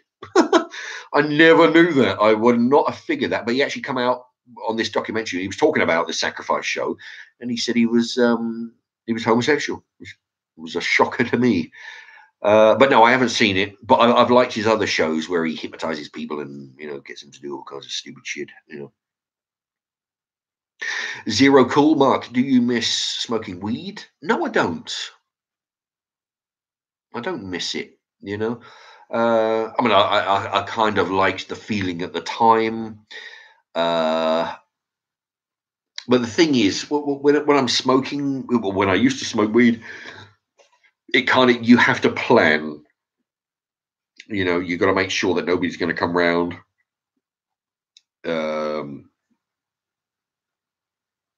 You got to be in good company. I mean, I've had I've been stoned out of a tree. My fucking mum decides to come round and visit, right? And of course, that brings the high down because she's a bit of a pain sometimes. Anyway, they kind of, But yeah, I mean, having her around, she'll bring the high down, and it's But if you're not around good company, it can be a bit of a problem. You got to make, you start if you start getting phone calls, and it's no, I don't really miss it. I don't particularly like the lack of self-control that I have. Like I say, I'm not able to function too well. So basically, I'm zoned out.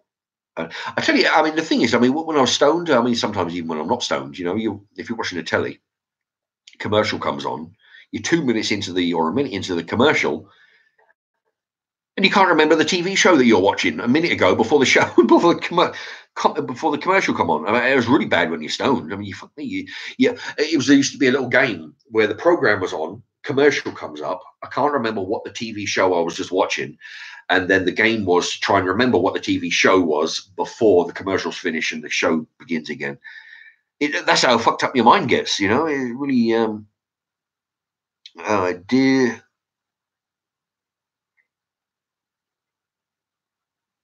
Yeah, Zero Cool says he did it. Macaulay Culkin did an interview talking about Michael Jackson being 32, and he was friends with a pop star, but people found it weird.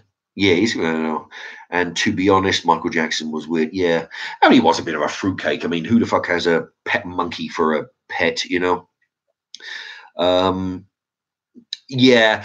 See, the trouble with Michael Jackson is, I mean, quite frankly, it's weird hanging around with young children.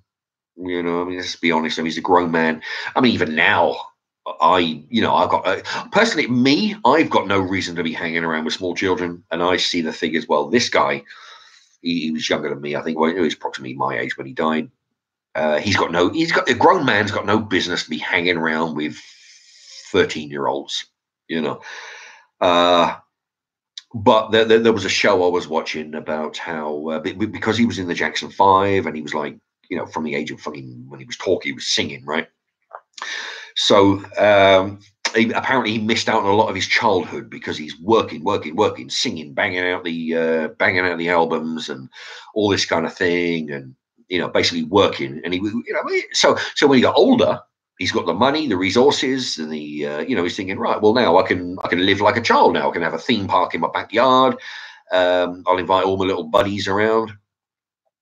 So he's trying to relive his childhood, which he never had, apparently, you know. But yeah, it's still fucking weird hanging around with children, you know.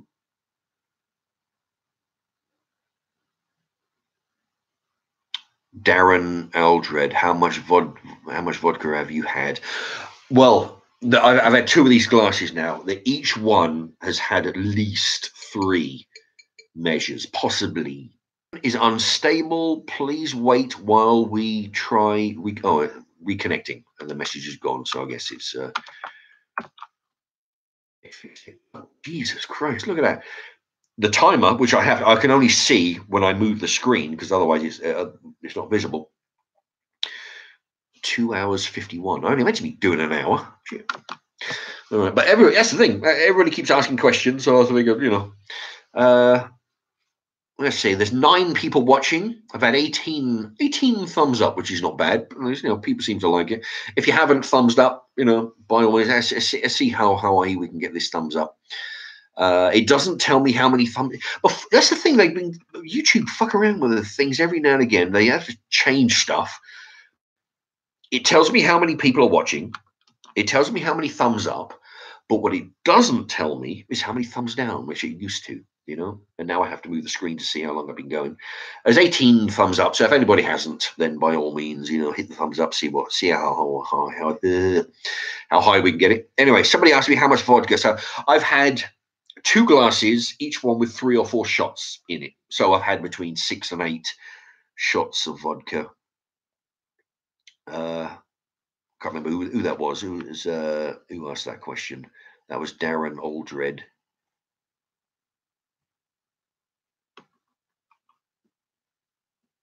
All right, Lex Play says, question. I'm subscribed to Randy Santel. He owns foodchallenges.com. Anyway, have you ever done a food challenge? Yeah, I've actually done a couple of food challenges. I did Mark's Remarks chicken nuggets. Write that down, anybody. Where I tried to eat as many chicken nuggets as I could. And I've done another challenge, which is Mark's Remarks Carolina Reaper challenge. That was the one I mentioned earlier. You got a round dish. You got like 9 cheese breaded things, and one of them's got a Reaper in it. I did that challenge. I think I've done 2. I think I've done 2 challenges involving chicken nuggets. One of them did in here. One of them did in the kitchen. I was eating them for about 40 minutes. I did quite well there. But I was doing a lot of talking. I was talking about, you know, asking, you know, people questions and stuff. But yeah, I've done a few of those challenges. What I would like to do, they used to do a TV show and it had that black fella in it with a bald head. Ainsley Harriott. He used to do a show where you got a couple of celeb chefs and then you got a couple of goofs out of the audience or something. And what they do, they come in and they got a budget of like, say, £10, right? And they go to the supermarket and they'll buy £10 worth of stuff, and they'll buy a pork chop, and they'll buy a big onion, and then they'll buy 1 potato, and then they'll buy some yogurt, and they'll buy some £10 worth of stuff, right? And the chefs have got to make something out of that. A bit like what I do here with a freezer. Just go to the freezer, start dragging out stuff, and think, right, I'll make something of this. I would like to go. So talking about challenge, I could do that show. I could go in there. You give me a budget of £10, or even just give me stuff, and say, right, here's a bag of stuff. Do what you can do, right? Yeah, and I wouldn't even need to go to the supermarket and buy the stuff, because if I'd probably buy a whole bunch of different stuff. But yeah, I could do that. I could do that as a challenge. So if any TV people want me to be on the, I could do that show. Yeah, give me a budget, give me 10 quid. I'll go to the supermarket, I'll buy my own stuff, or just give me a bag of ingredients and I'll make some kind of magic out of it.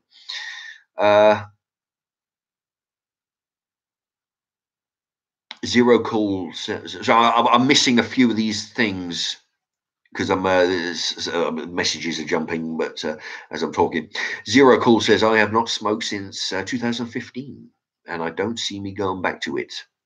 Yeah, well, that's probably a good thing, I mean, back in the, yeah, I mean, if you do it as a recreational thing, that's great, but doing it as a habit, it's not a thing. When I was younger, when I was in my mid-20s, I was doing it a lot. Now that I'm older, I don't need to get high every fucking day, I just do it because I want to, So, yeah, I mean, if you want to do it, who's to stop you? Just do it because you want to, because I don't know how old you are, but I mean, I'm more than halfway through my life. I figure, nobody's going to tell me what I can and can't do in my own free time. Yeah, war ready. People give some people bad reactions. Well, exactly. Yeah, same as booze does. Some people get really good and happy and cheerful. Some people get nasty and violent on booze. Same with weed. It affects people in different ways. This strength has a thing to it as well, but also the basically your DNA makeup, whether you can, how well you are affected by booze or weed or any other type of drugs. War ready. They are people who have gone to hospital from smoking weed because they have a panic attack. Yeah, that's probably unfortunate. But yeah, some people will, I would guess. Like with all drugs or a lot of drugs. If you overdo it, then you can have adverse effects. And if you're not used to, if you're having effects that you are unfamiliar with, yeah, that can result in panic. Zero Cool, please. Zero Cool says, please, can you? Hello, it's jumped. Oh shit, it's jumped again.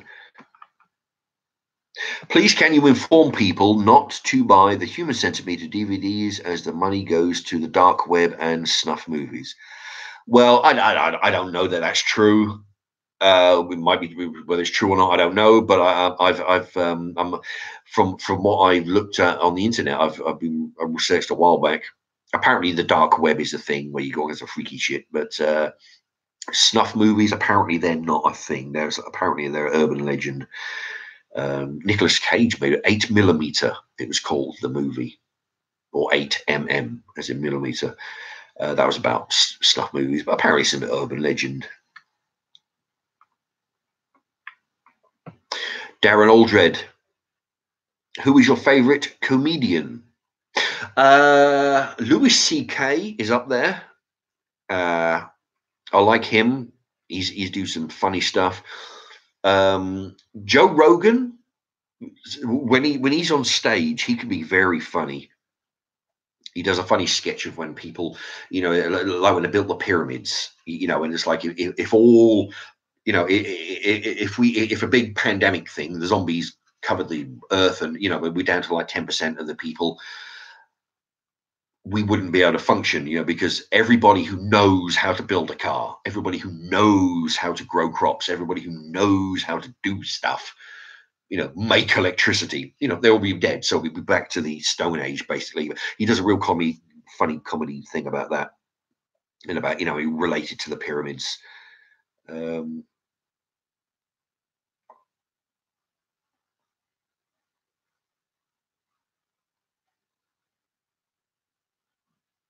Okay, so yeah, to answer that, yeah, Louis C.K. and Joe Rogan. I like those. I like Carling. I can't remember his first name. Again, it's the vodka. The old guy. He was in Car Wash. He did the scene where he's the taxi driver in Car Wash. Something Carling. I can't think of his name. All right, let's play Zero Cool here. Oh, but it's let's play this. We got the anyway. The dark web. Oh my god, the stuff you can get there.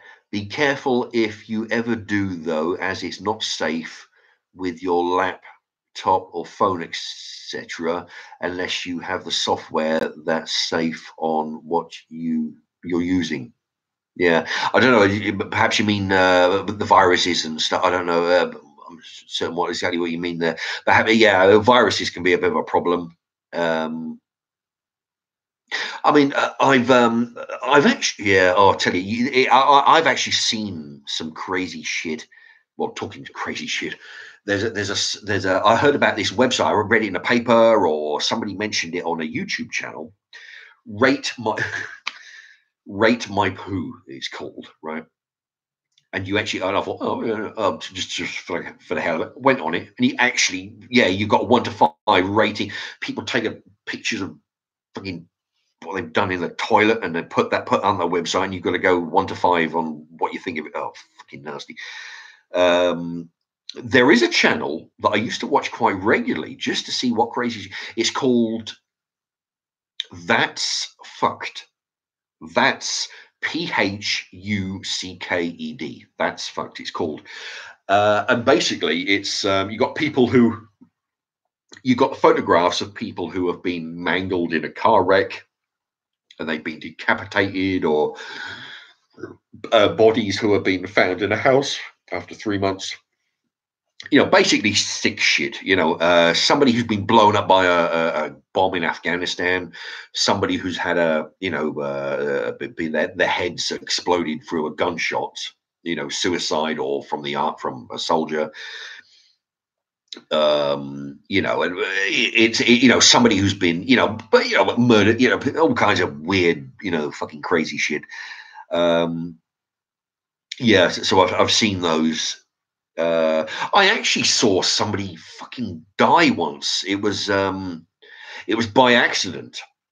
What it was, there was a link or something. I'll tell you, it gave me nightmares for a fucking few days. What it was, there was a site, and it was one of these assholes who put a perfectly legitimate, seemingly innocuous. There's a word I haven't used for a while. Tame title, flower arranging for the beginners, for example. It wasn't that, but it was something tame like that. Flower arranging for the beginners. So you click on that, and what it was one of these hostages that got his fucking head cut off, right? Gee, and I didn't realize that you don't, you don't just like cut the throat. You actually stick it in, a bit like the bolts, you stick it in the neck and then out. Anyway, fucking watch that, right? I was totally unexpected. That's the kind of thing that you can be suckered into watching. You click onto a link that's totally innocent, and you find out some poor bastard's getting his head cut off, and yeah, it was one of these, they got the mask, these Afghani fucking, they're killing hostages from, the petrol stations and all this kind of shit. So that was, yeah, so you got to watch that.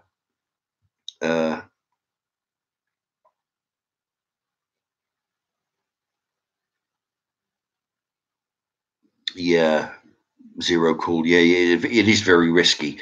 I tell you what, another one I actually watched was I was reading some articles on the internet, and it was about these. I don't know. There was 3 of them. They were teenagers, right? They were like 15, 16.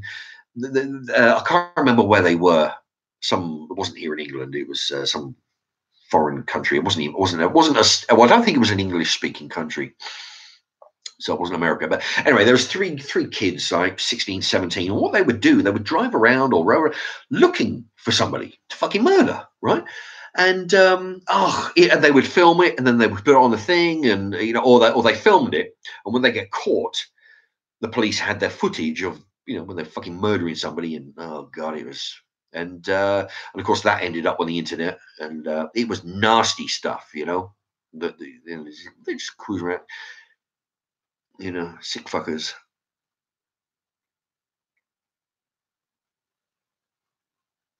All right, Zero Cool again. He's asking a lot of questions. What do you think about UFO or aliens? Do you think that other life forms are out there?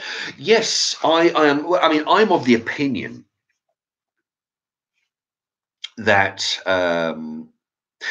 because I like watching these programs about stellar.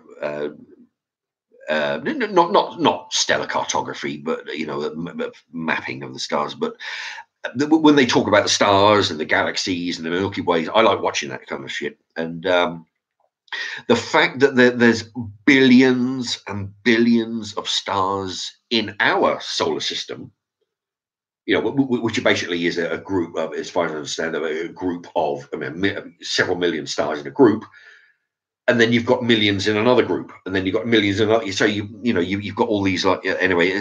The fact that there's millions and billions of planets, this shift, fucking the odds are we cannot be the only one. Actually, that's an interesting thing. I'm gonna expand on that, and I'm probably going to miss a few comments here. There is talk on some of these channels that we are actually extraterrestrials, and we were put on this planet by some, like an alien race. Their planet's fucked up or something, and they've invented space travel. They've come here because because we are unlike. We're on here as an experiment, or we've had to recolonize another planet because we are unlike any other animal on the planet, and for several reasons. One, we are the only species who will actively eliminate other species for our own gain. But by that I mean like we will clear forests, we will exterminate, we will shove animals away because we want to build houses here. We want it for us. We want to do that. We're the only ones who actively do that. We'll exterminate other creatures. They'll eat when they're hungry. That they most animals won't hunt animals to extinction. They're just whatever's available they'll have, and but we will put other animals into extinction because we don't need them. They're in our way. They're occupying land that we want for housing and crops and all that kinds of other stuff. That's one. We're the only animal that requires our food to be cooked. You think about that. How many animals need to cook their food? It's strange that we are, out of all the thousands and thousands of creatures that are on the planet, we're the only ones who cook our food. I mean, you can give a dog scraps from your dinner table that has been cooked. Sure, they'll eat that, but we're the only ones who eat it cooked. I mean, aside from a million years ago when cavemen were running around, they used to eat, until they invented fire, or just rather not invented, but discovered. I mean, we were eating raw stuff, but now you try eating raw food now, it won't do you any good. So we will put other animals into extinction. We will cook food. There's several other reasons. We use other, and we will farm other animals for our own needs. We will have animals into captivity, say cows, sheep, for our, for food and materials, wool and stuff. I had something in my head then, but and we cultivate. We use land to grow food rather than go out and hunt for it. We have it in desert. There's so many things, whereas a lot of cases we're not suited In some cases, we're not suited for this planet. Although we do colonize every. Again, I'm itching because of the beard. I've got to stop doing it. We have managed to colonize every continent and every piece of land on the planet, from the deserts all the way to the Antarctic. We can live anywhere. Um, considering that we are fairly hairless beings, we can live in extreme cold, we can live in extreme heat. It's crazy. But yeah, I mean, there's a whole bunch of other stuff. But yeah, considering we're not exactly suited. Oh yes, so we are unique in our. We're the only species who live in houses, who have the internet, who drive cars, who actually work for a living. I mean, you could argue that ants, for example, work for a living, for a common good, but we don't work for a common good. We're all individuals. We're all there trying to fucking fight for ourselves. We're not working for the common good. But yeah, we're the only ones who work for money in order to buy stuff. No other creature has that. We don't have monetary economy or anything like that, resembling that. It's strange.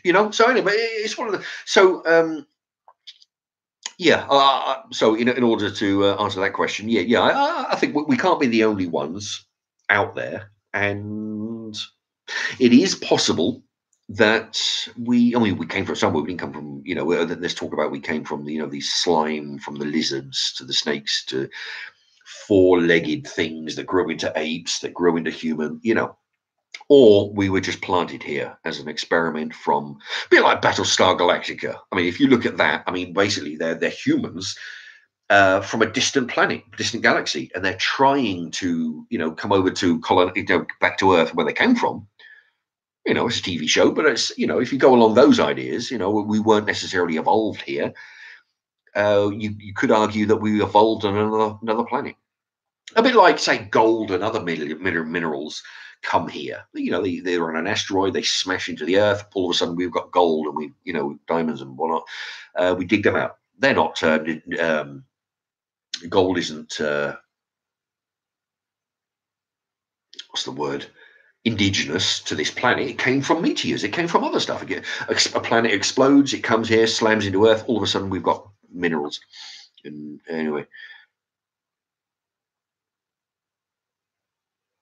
Yeah, Darren Aldred says he can't believe that we're the only race in the universe. Surely there is life that we don't know about. Exactly. The sheer numbers. Which, I mean, you look at, because the thing is, there is argument saying, oh, yeah, well, the thing is, we need, you have to have the sun in order to have life.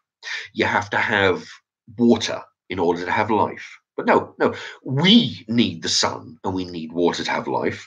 But if you go into even our oceans, you go like there was stuff 2 miles down in the oceans. There's creatures swimming around, fucking around down there.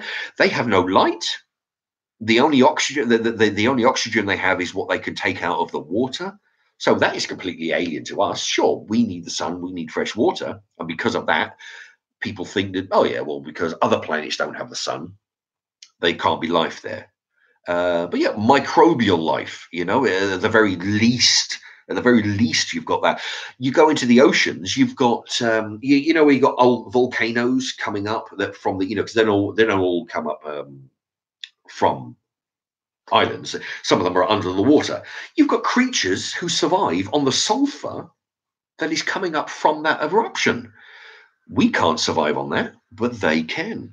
There are cave explorers who go into a cave that hasn't been explored. Nobody's been there for 1 million years.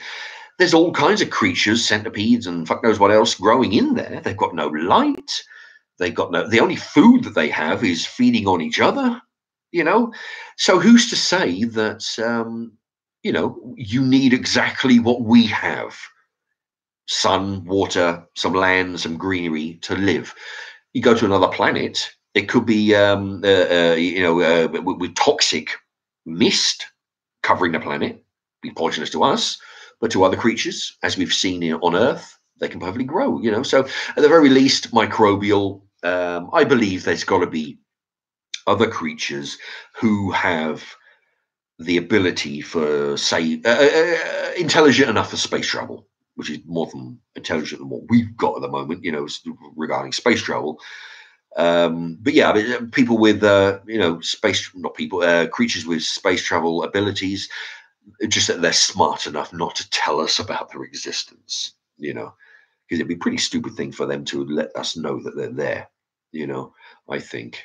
All they've got to do is receive transmissions.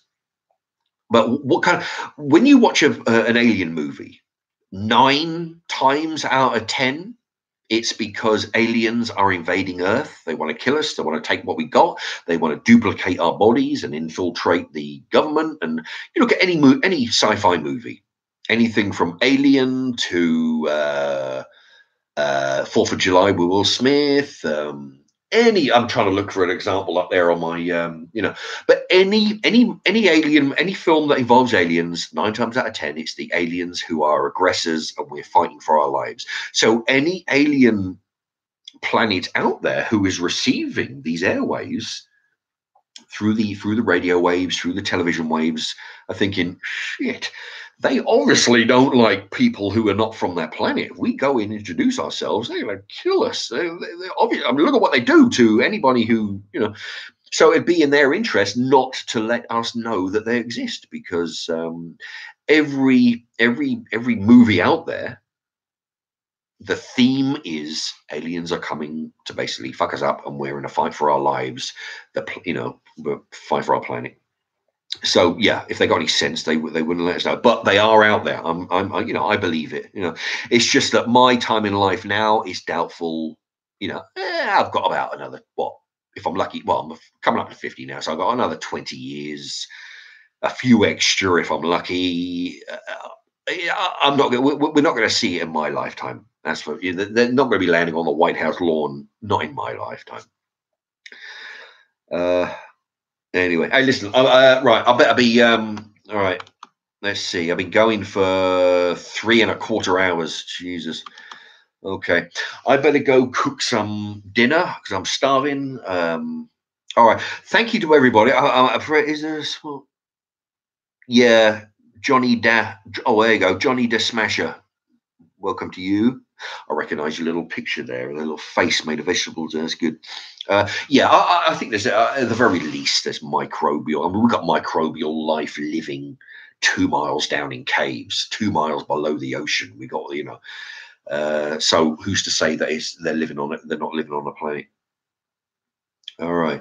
Okay. Thank you, Snip. See you later. Zero Cool. Thank you for all your questions. Ned Millwall. See you later. Thank you for stopping by.